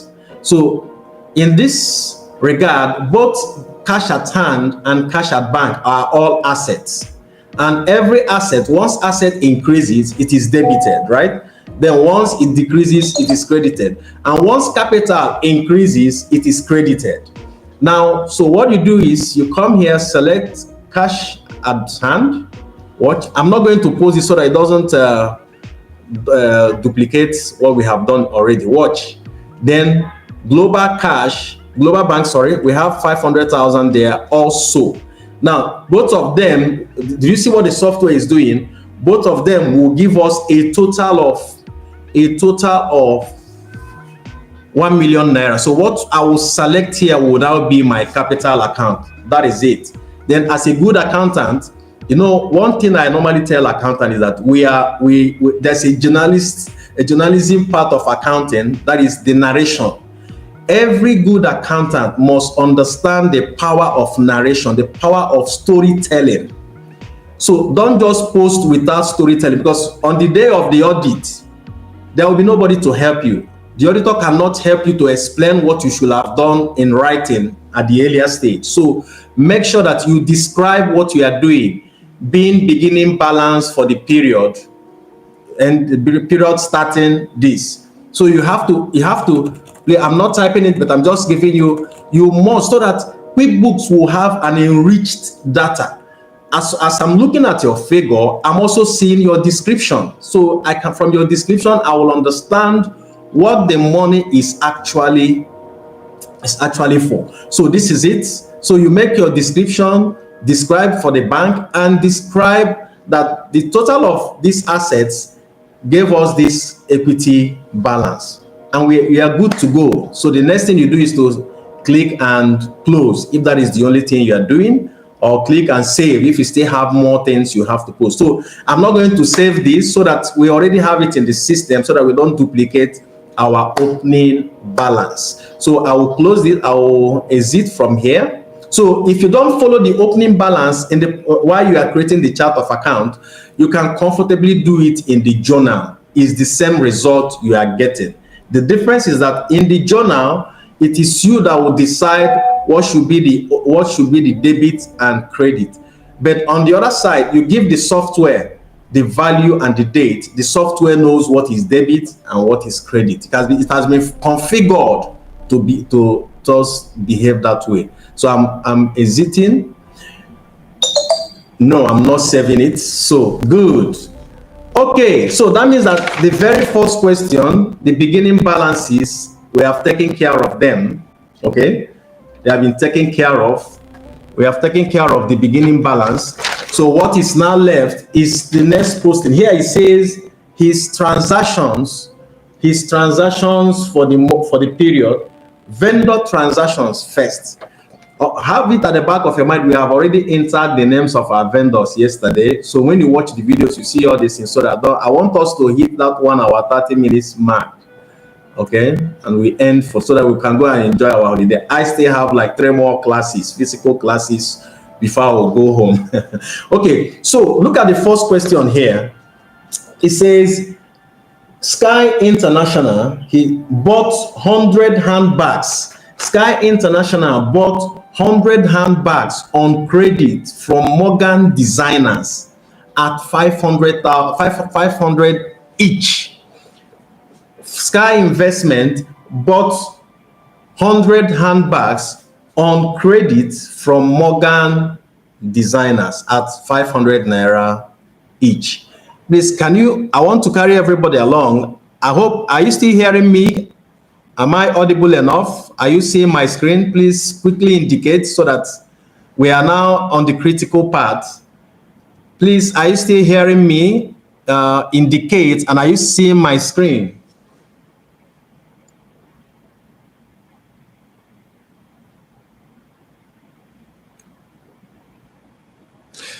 Okay, thank you, Mr. Joaquin. Okay, thank you, Mr. M. So let's move. Okay, now Sky Investment purchased 100 handbags on credit. Please note that word, on credit, from Morgan Designers at 500 naira each. Now, anytime you make a credit purchase from your suppliers or vendors, as the case may be, you go to a vendor menu. Go to vendor menu, drop down from vendor menu and select enter bills. Select enter bills. This is it. So this is where you enter every credit purchases from your suppliers or vendors. So this is it. So the implication here is that the system will generate accounts payable. So that means you are owing Mr. Morgan. So once the bill opens, okay, you go to where you have vendor, click on vendor. Please follow me very well. Then select the vendor's name, which is Morgan. Today's date is 12th. You change the date to 12th. Okay, good. Then this is more like the due date. The 22nd date, yes, is more like the due date, right? So we don't need it. Now watch this. There are only two levels of service you can enjoy from your vendor. There are 2 levels of transaction you can enjoy from your vendor. It's either you are enjoying services from your vendors or you are enjoying products. It's either you are buying items from a vendor or you are enjoying that vendor's service. Okay, good. Now, if you watch here, you see that the software has two folders. You will be the one to make a choice of what this transaction is all about. Is it service oriented or item oriented? So from here, it is item oriented. Watch now, I'm going to click on item, right? Good. Now, if you click on item, what it does is that it will open the columns where that will capture the information about those items. It opens the column. If you click on expenses, the column shortens. So all you have is account and amount. Okay. But if you click on items, because items requires the name of the item, the description, the quantity, the cost, and everything. So you have more columns to take care of that transaction. So what we are buying is handbag. So I will go to item and select handbag. Did you notice something? That the software has filled in other important columns for me. You know what? It's coming from our yesterday's setup. That is why I keep hammering on setup. It's coming from yesterday's setup. So once you call up an item, the software will give you those important information about that item, right? Now, how many quantities are we buying? From the question is 100. So I'll type 100. Click tab on my laptop. It gave me 50,000. I don't want to use our currency because people from other places are watching. So 50,000 is what I have. 100 from 100 handbags. I'm good with this. I'm good. Then I'll save it. Save and close. Yeah. This is it. Perfectly done. Perfectly done. Okay. Good. The second question says, got on credit again, another credit purchases. A supply of 50 suits from Edge Tailors at 700 naira each. The same procedure, you go to vendor menu, okay, and it might interest you to know that in that vendor menu, it contains both the database of the customers and all the transaction features that you use to of the vendor, and all the transaction features that you will use to enter the vendor's transaction. So I'll select enter bills again. That is where you enter all credit purchases. So the name of the vendor this time around is Edge Tailors. Good. So the date is constant. So one thing I like about QuickBooks is that once it figures out your content, it keeps them permanent for you so that you do lesser work. Then on the item, what we are buying here is suits, 50 suits here. Okay, quantity 50. Okay, so giving us a total of 35,000 naira. I'm good to go. This is more like writing your receipts, so the vendor has given you his invoice. So you are now entering the content of the invoice in your QuickBooks. Okay. Now, as these things are being saved, reports are generating immediately. That's why we call it real time. Okay. So your only job here as the user is to make sure that everything is garbaged in perfectly. Everything is garbaged in perfectly. That's your job. So save and close. Yeah, this is necessary. That's gone in. Then the third purchases Sky is making, it says bought 30 shoes on credit. Bought 30 shoes on credit from King Joe at 1,000 naira each, and paid by check for 25 pence. Note that this is part payment purchases. Okay, you bought 30 shoes from the vendor actually supplied 30 shoes, but at the point of purchases, you are making payment for 25. That is part payment purchases. Now follow me very well. I'll go back to vendor. Okay, go back to vendor. You click on your vendor and select enter bills. Remember, the first reality that it is the goods were supplied and you have made part payment. So that means you are still owing. So we are now in the place that will capture the remaining balance unpaid. So the name in this is King Joe. Okay. Then we just bought shoes. Quantity is 30 first. Okay, so it gives us cost. Now you can see that my cost is not showing. You know why? We skipped it yesterday in the setup. I thought you skipped it yesterday, so I can equally put it here. I intentionally did that so that we don't fully automate, and when maybe in practical terms, when you'll be doing it on your own and you didn't see the figure, you feel that it's not. No, even if you miss putting a price in the setup, you don't need to bother yourself. The most important thing is where we are right now. So 1,000, right?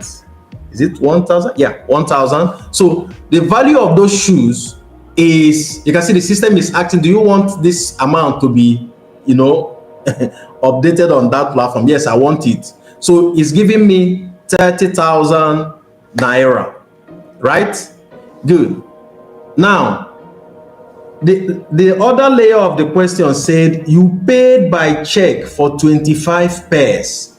You paid by check for 25 pairs. Okay, now look at the movement of my mouse. Okay, the total value is 30, right? I want to capture that 25,000 we've paid. You go to where you have pay bill feature.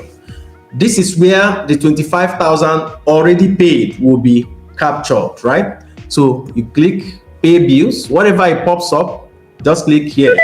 You're on a good, you are good to go.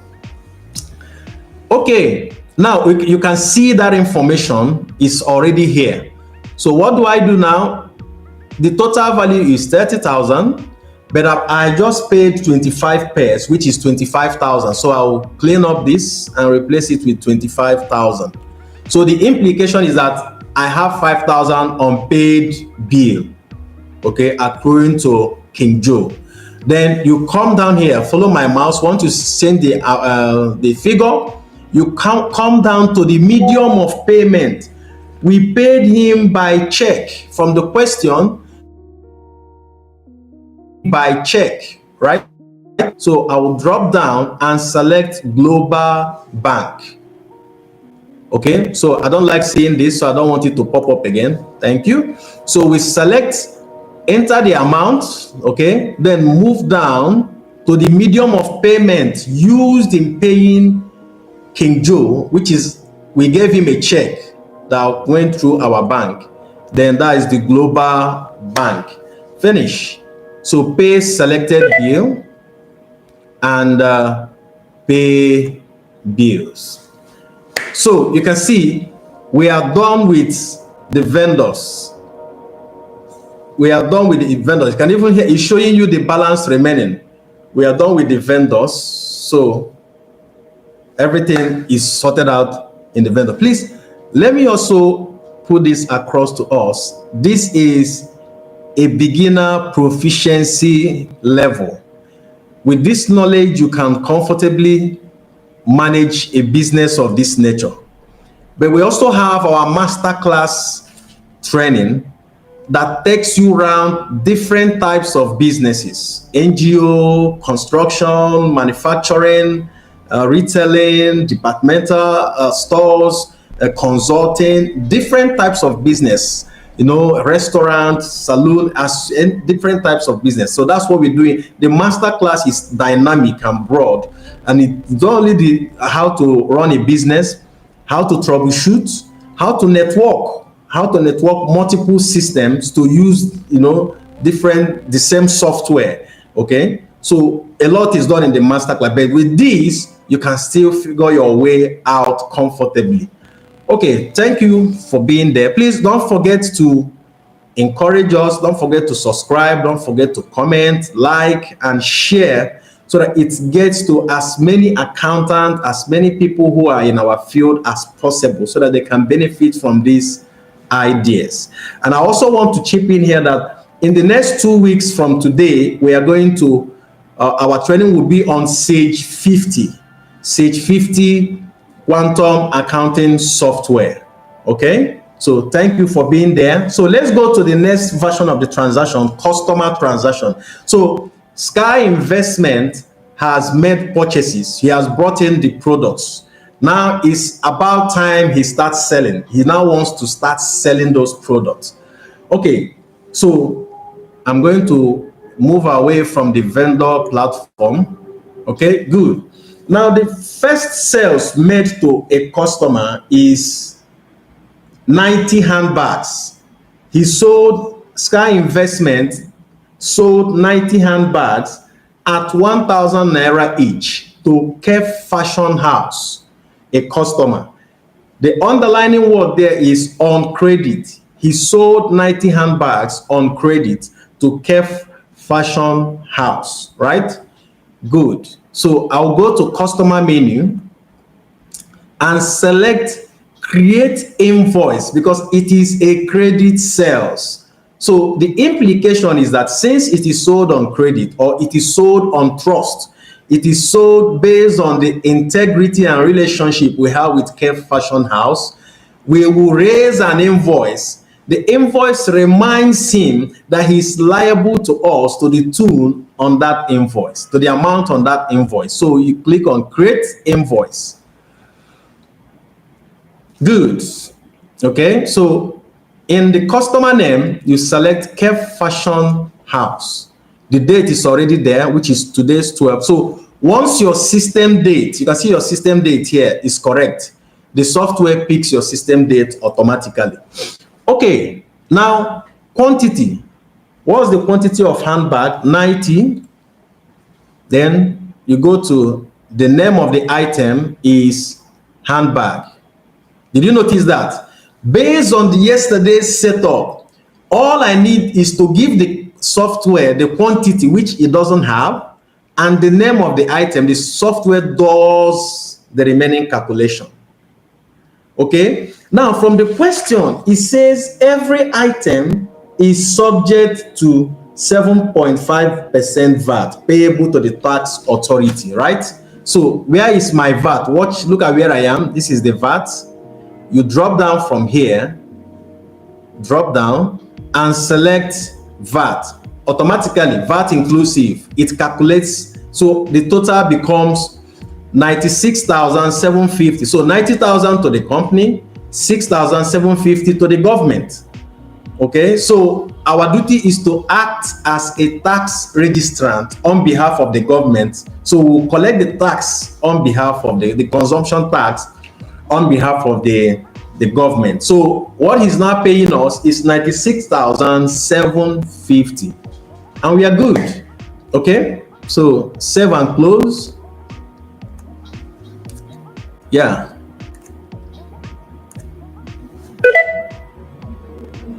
So the second question says Sky received check for 40 pieces of suit sold to Zenith Garment at 1,200 naira. The underlining word there is that we received. It is not on credit. That means that Zenith Garment gave us a check in favor of the items in favor of the suits he's buying from us. By receiving the check from him, it is assumed that Zenith Garment has paid us in full. All we now have to do is to go to the bank and clear the money. So the check is a monetary mechanism that shows that payment has been effected, okay, through a third party, through his representative called the bank. Good. So I'll go to now, watch. He has paid us in full because we have received check. So you go to customers and select enter sales receipts. Enter sales receipts. Okay, good. So you can see there's a difference between create invoice and enter sales receipt. Create invoice means it's on credit. It was purchased on credit. Then enter sales receipt means that the customer has paid us in full. So we pick the name, Zenith Garment. Okay, now watch me. The name is settled, right? Now, how did he pay us? He gave us a check that will send this money to our global bank, right? So it's assumed that the money is going straight to our global bank, because once we present the check to his bank, to his financial representatives, they will move the money to our global bank, right? Good. Now, what did he buy? He bought suits, then totaling 40. So the total amount we are going to receive from him as ours is 48,000. So we now add VAT to it. This is VAT. That is giving us a total value of 51,600. So 48,000 for us, 3,600 for the government. Okay, so our business with him is done. So save and close.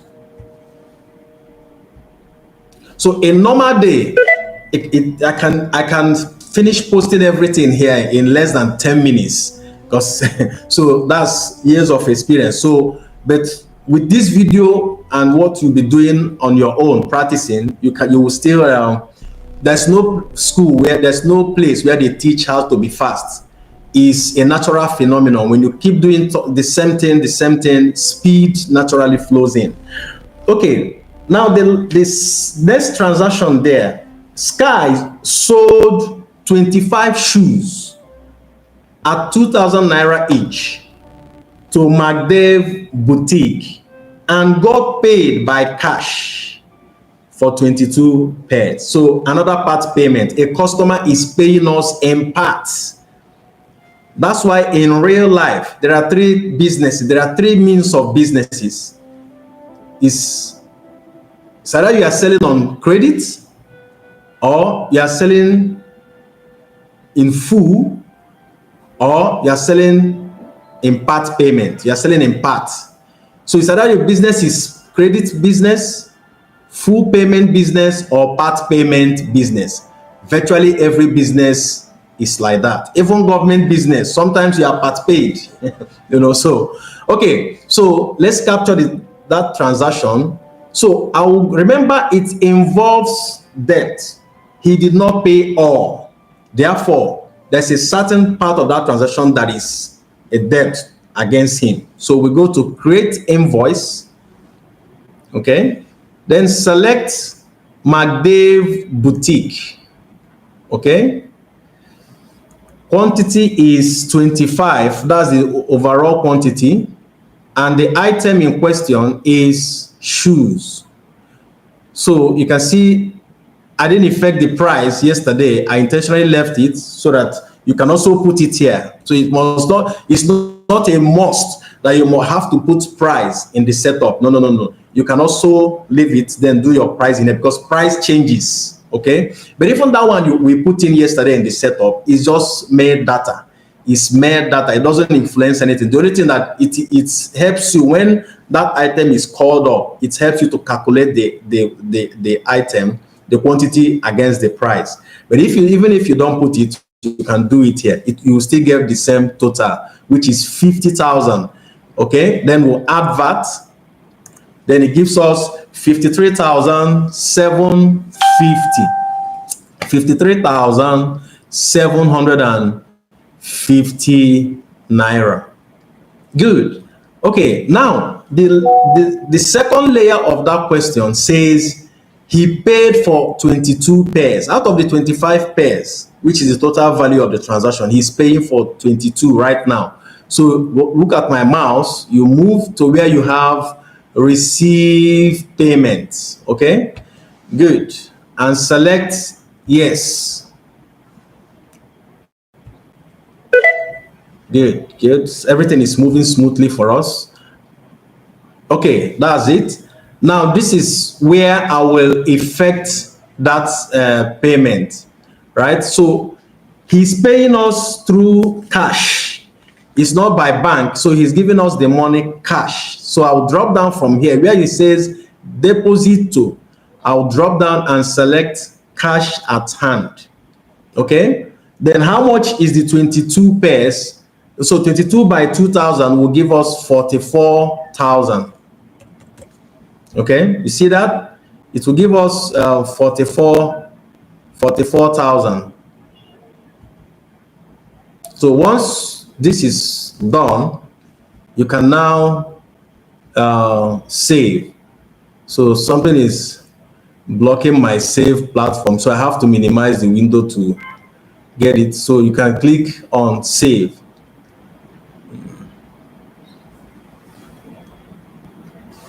So the system calculates automatically. So it's owing us some amount. Save, save. Let me get to my save button.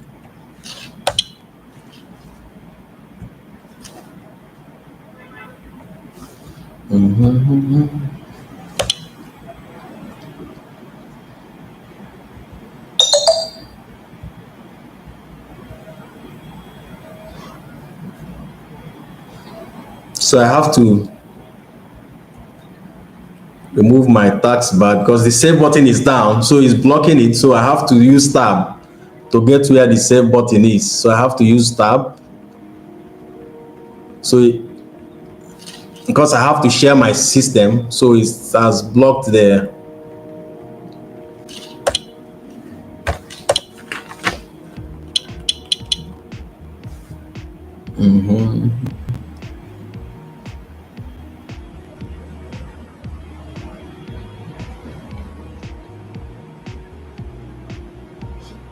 Okay, so it's here now. So I've opened it. So I've widened my platform. So is this what I wanted to see? Save and close.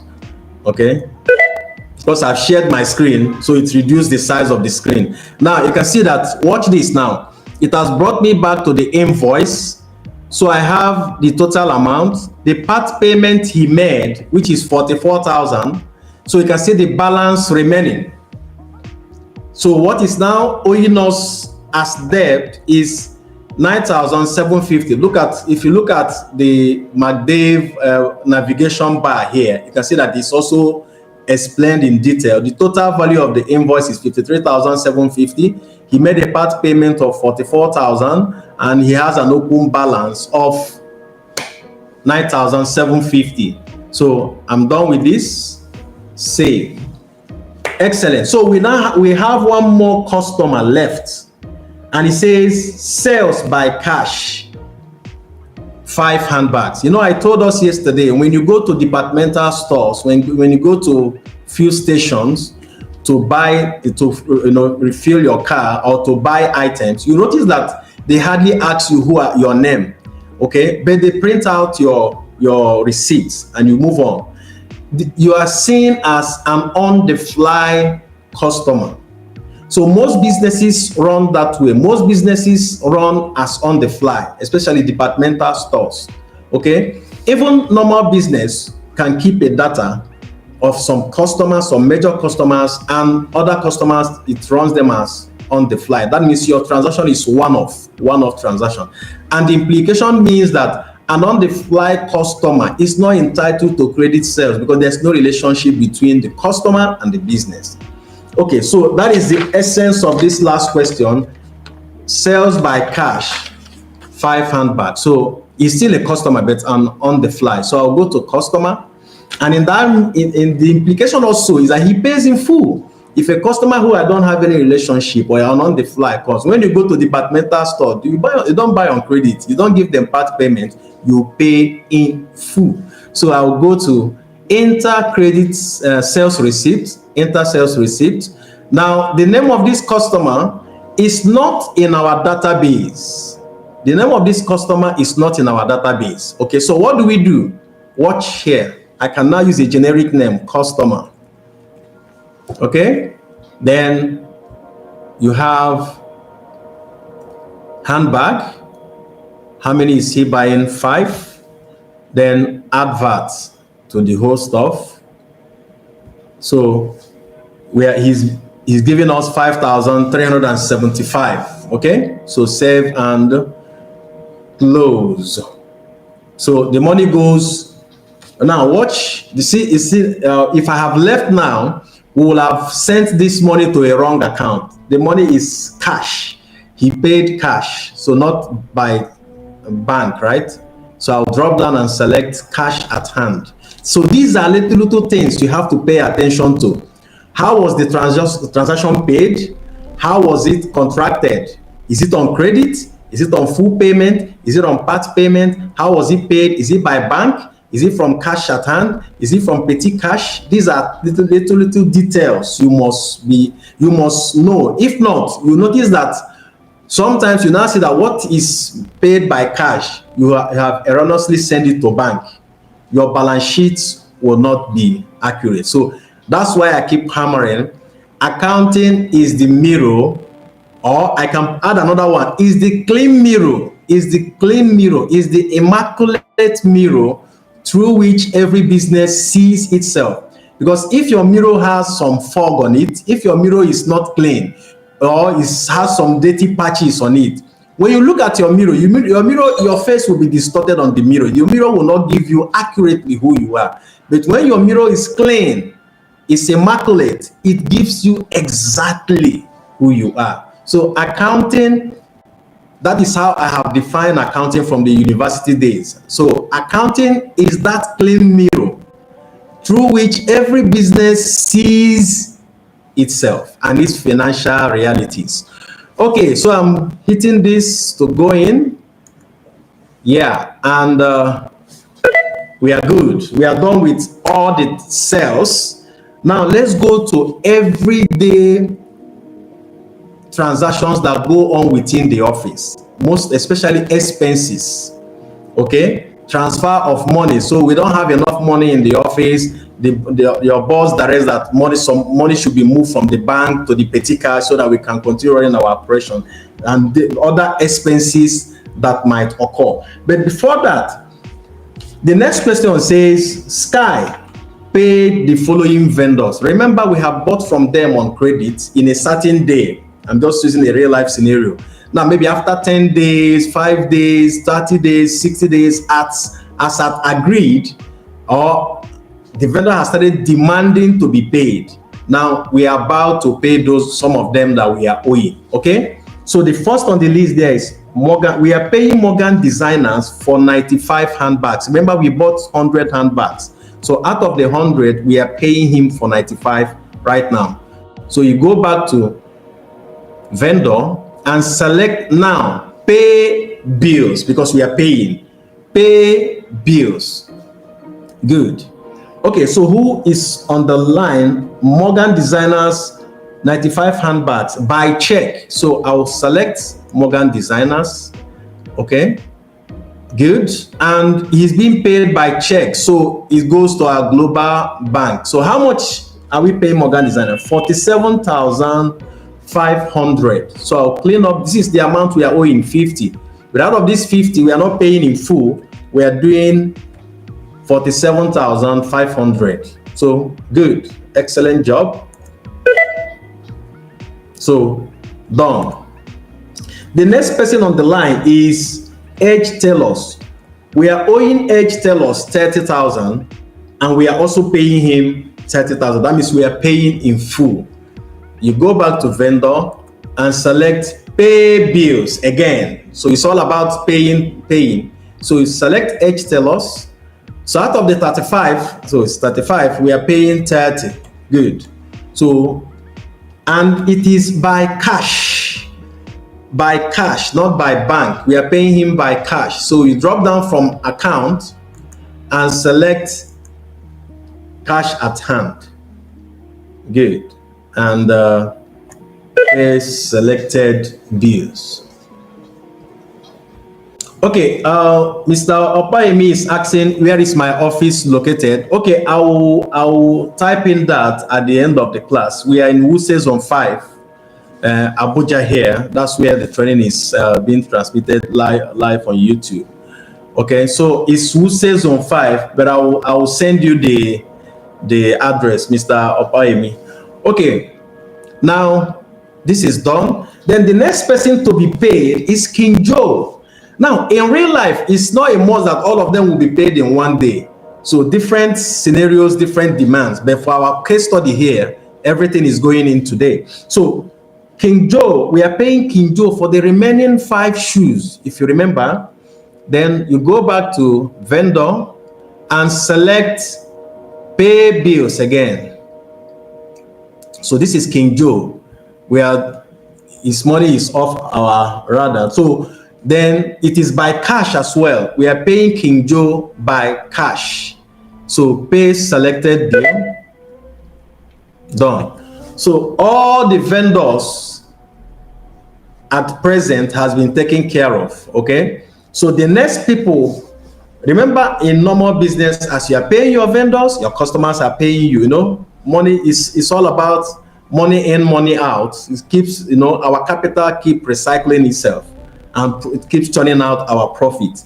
So we are paying our customers right now. So the first person on the list is McDave. So McDave Boutique, we are paying him. Remember, we are owing him 9,750. So out of that 9,750, he's paying us in full, and we are giving him a discount of 1,000 naira. We are giving McDave Boutique a discount of 1,000 naira. So how do I capture a customer's payment when it's coming in?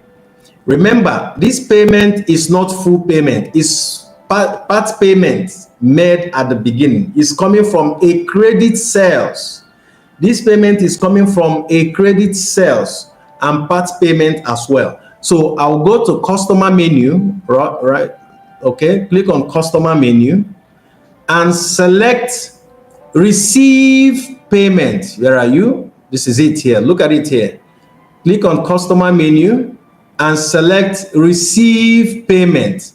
We are receiving money from earlier transaction. It can be invoice transaction or part payment transaction.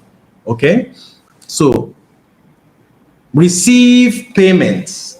That's where we are. So I'll click. So who is paying us first? McDave Boutique. So you come from, you select his name from here, McDave Boutique, and he's paying us by check. Very important. You have to read the question very well. By check, right? So I'll drop down from here, drop down and select Global Bank. Now you can see that what we are owing McDave is 9,000. I don't like seeing this, so 9,750.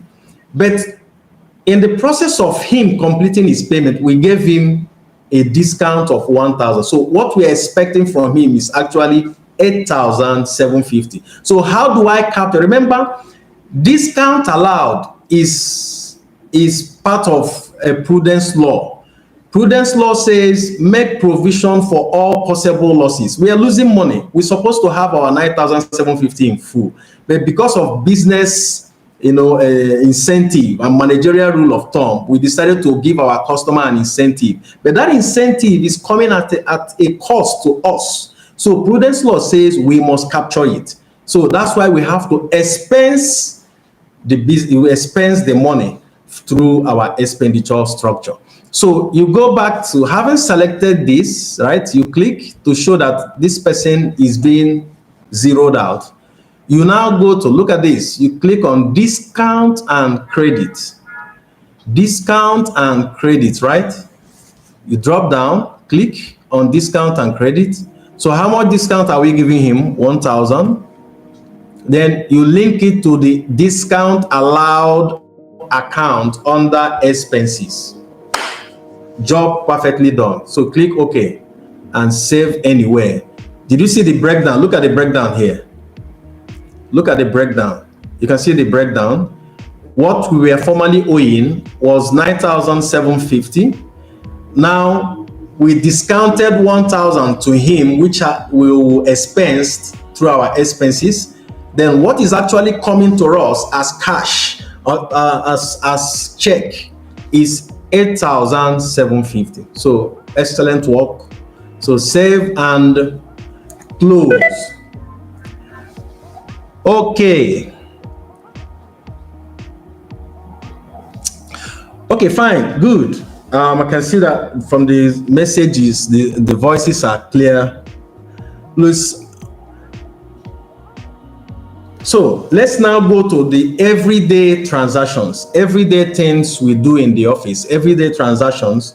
Okay, so paying for different expenses and different transfer of money from here to there, the business owner making drawings for personal use and the rest, paying salaries, then remitting our VAT to the tax authority. So that's what is remaining for us. Once again, my appreciation to everybody who has supported us, who have always been part of our lectures. I thank you and hold you in high respect. Please don't forget to subscribe, don't forget to share, don't forget to comment, don't forget to like and invite friends. Get your colleagues, those who might need this as well. Get the message out there as far as you can. Thank you once again for being with us. It might interest you to know that in the next 14 days, we'll be looking at Sage 50. We want to take a break from QuickBooks. This is the second time we are doing it. We'll be looking at Sage 50 and how to use Sage 50. Then you can now see the difference. You can now see why companies say, no, I don't want QuickBooks, I want Sage. Or some say, no, Sage 50 is the best. QuickBooks is for small business. It depends on your level of creativity. You know, if technology is all about creativity. If you know how to be creative, technology will be a perfect tool in your hand. If you are using technology the way it is expressed in the manual, then it becomes a manual journey as well. But if you add some level of creativity to the usage of that technology, you enjoy technology. So thank you very much for being there. So let's go.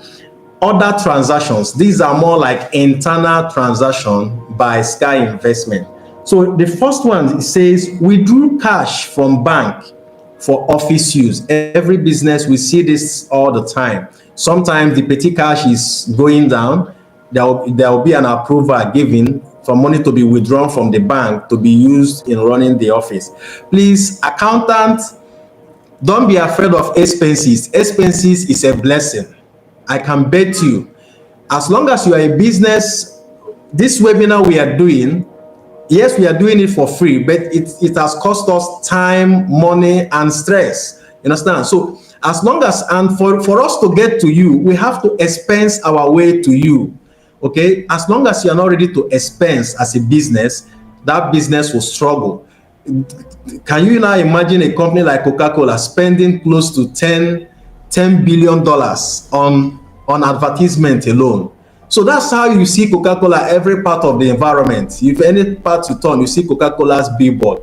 They are paying the media, they are paying individuals, they are paying traders, distributors to have Coca-Cola displayed everywhere. So that's how that 10 billion gets to Africa, to blessing. For a business to move forward, you can see that I have a light, there's light, there is AC running. I have to expense my way. If not, I'll be in the dark, and I'm sure most of you will not want to watch me operating from the dark. So let's move in. So we are withdrawing 100,000 from bank for office use. Please, one more time. I hope I'm loud and clear and everybody is seeing my screen. I hope I'm loud and clear and everybody is seeing my screen. One more time, please chat me up and let me know that I'm on the right path. Please chat me up. Is the sound loud, and are you seeing my screen? Please chat me up so that we can run.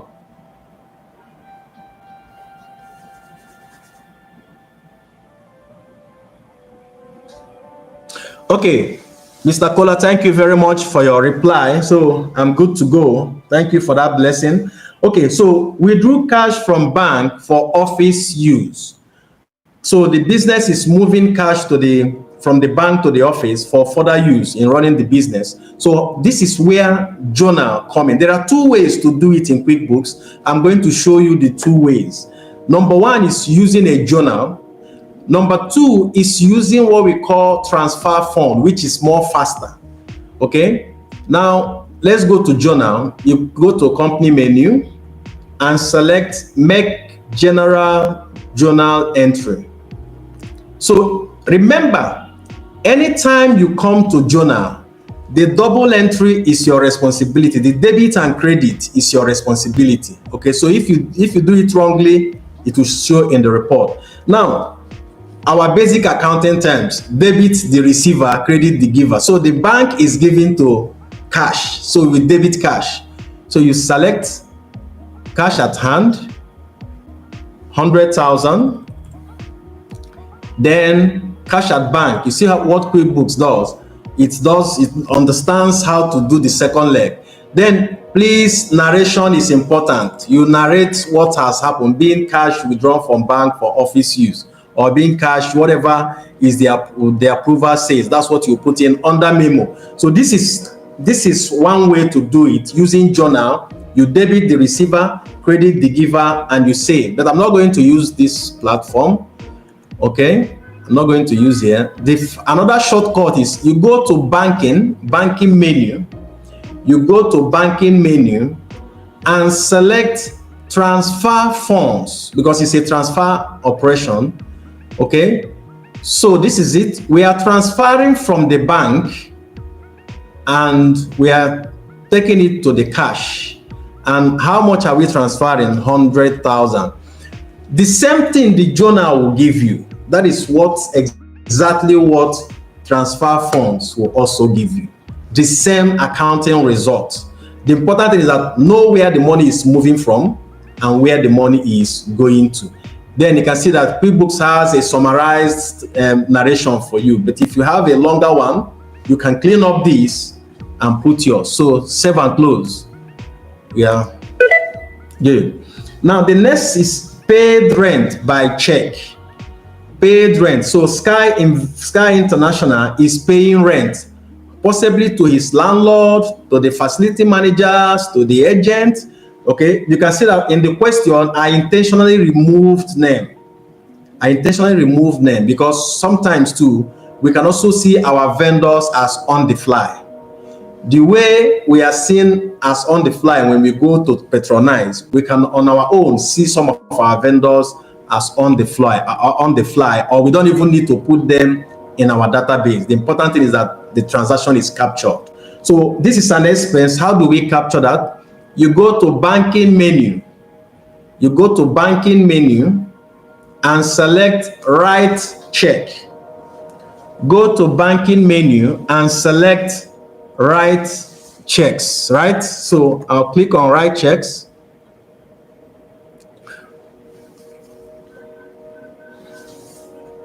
Okay, so the rent was paid by check. So you see that if you notice the way I do my things, I always start from the very beginning. So I'll go to Global Bank, select the medium of payment, how the money was paid to the vendor. Then now if you notice the vendor's name is not in our database, so I can just come to address and type facility managers or manager.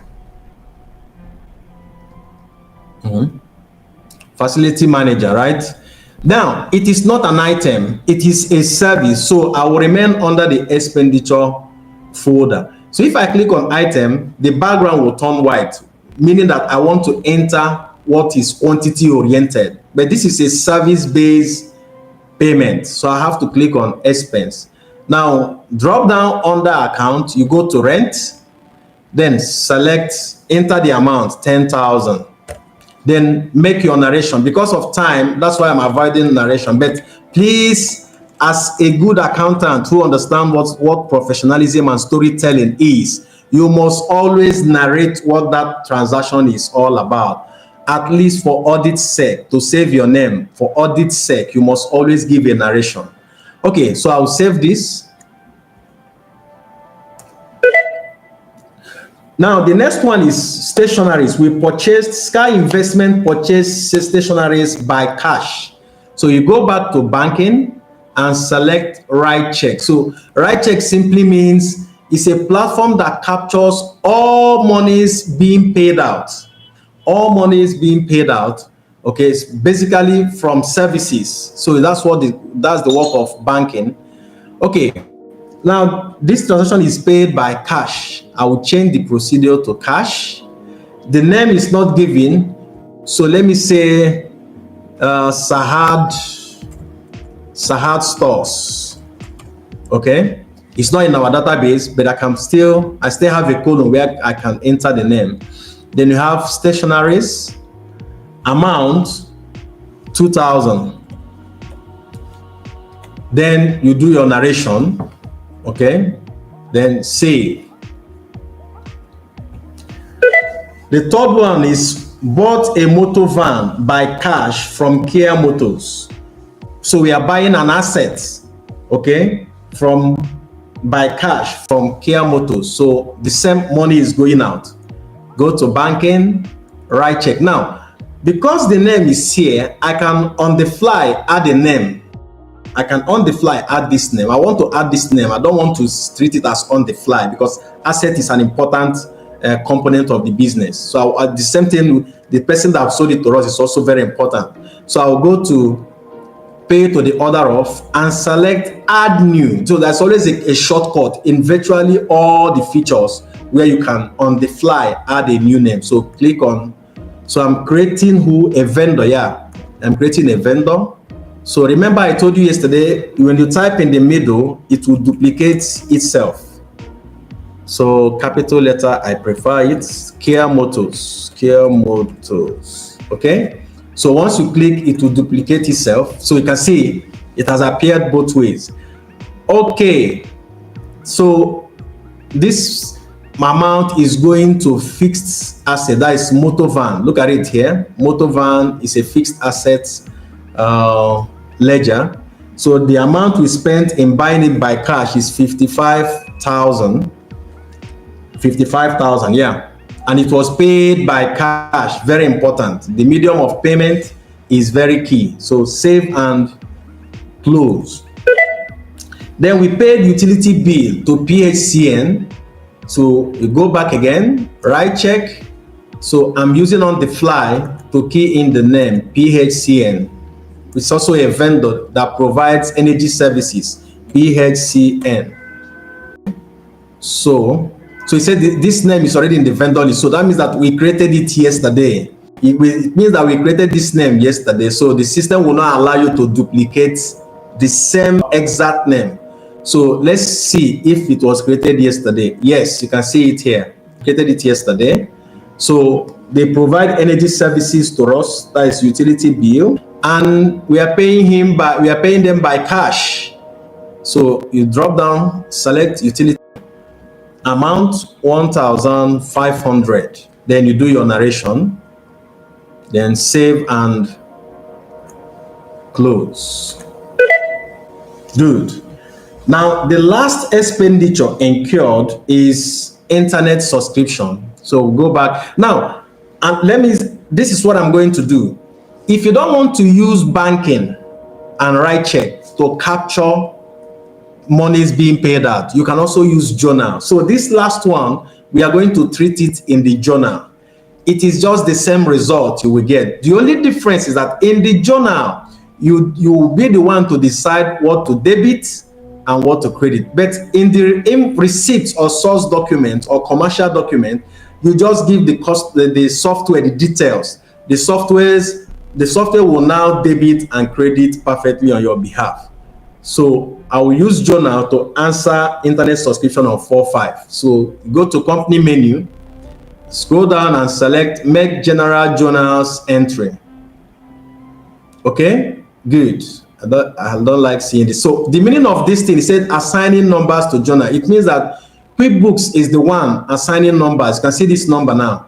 I'm going to change the number. I don't want to use QuickBooks 1, 2, 3, and so on. Let me call it, let's say from the approval document, what we have there is 781/90000. So this is what was on the approval given to us, okay, or approved by the management for us to spend such money.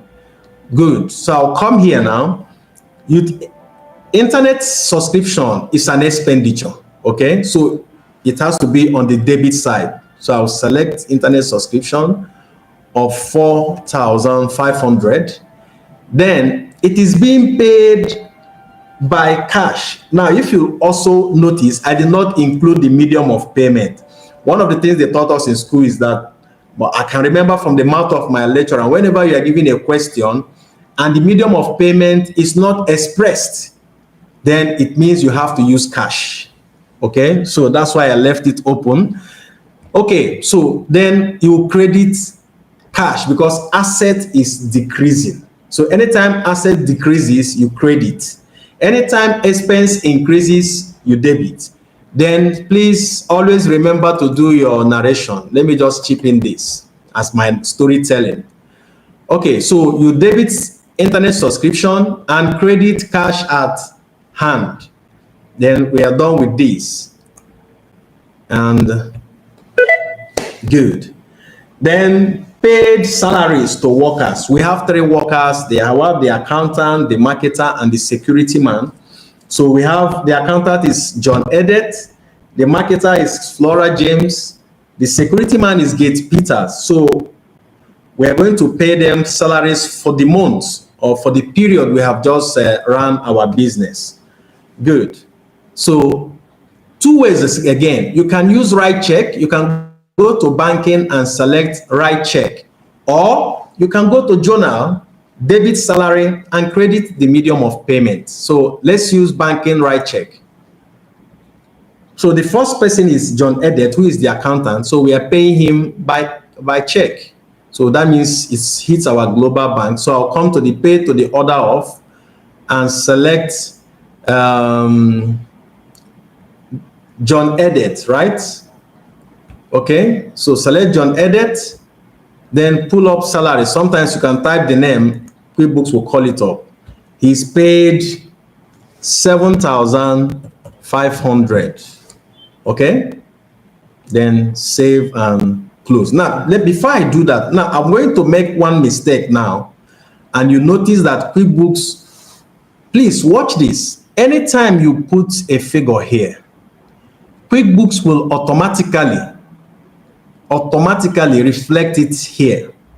Now I'm going to change the figure. I'm going to say put it at 6.5. Now let's save.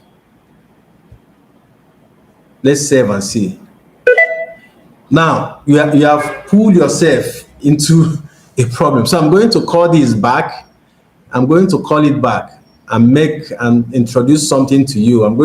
So why I'm calling it back, how to call a transaction back, you use the find these arrow keys. Okay, you use the arrow keys to call a transaction. You see what it did? It quickly changed it to 6.5. Okay, now I've called it back. I want to return it back to 7.5. Now, did you see? Let me post. Did you see? It has refused to post.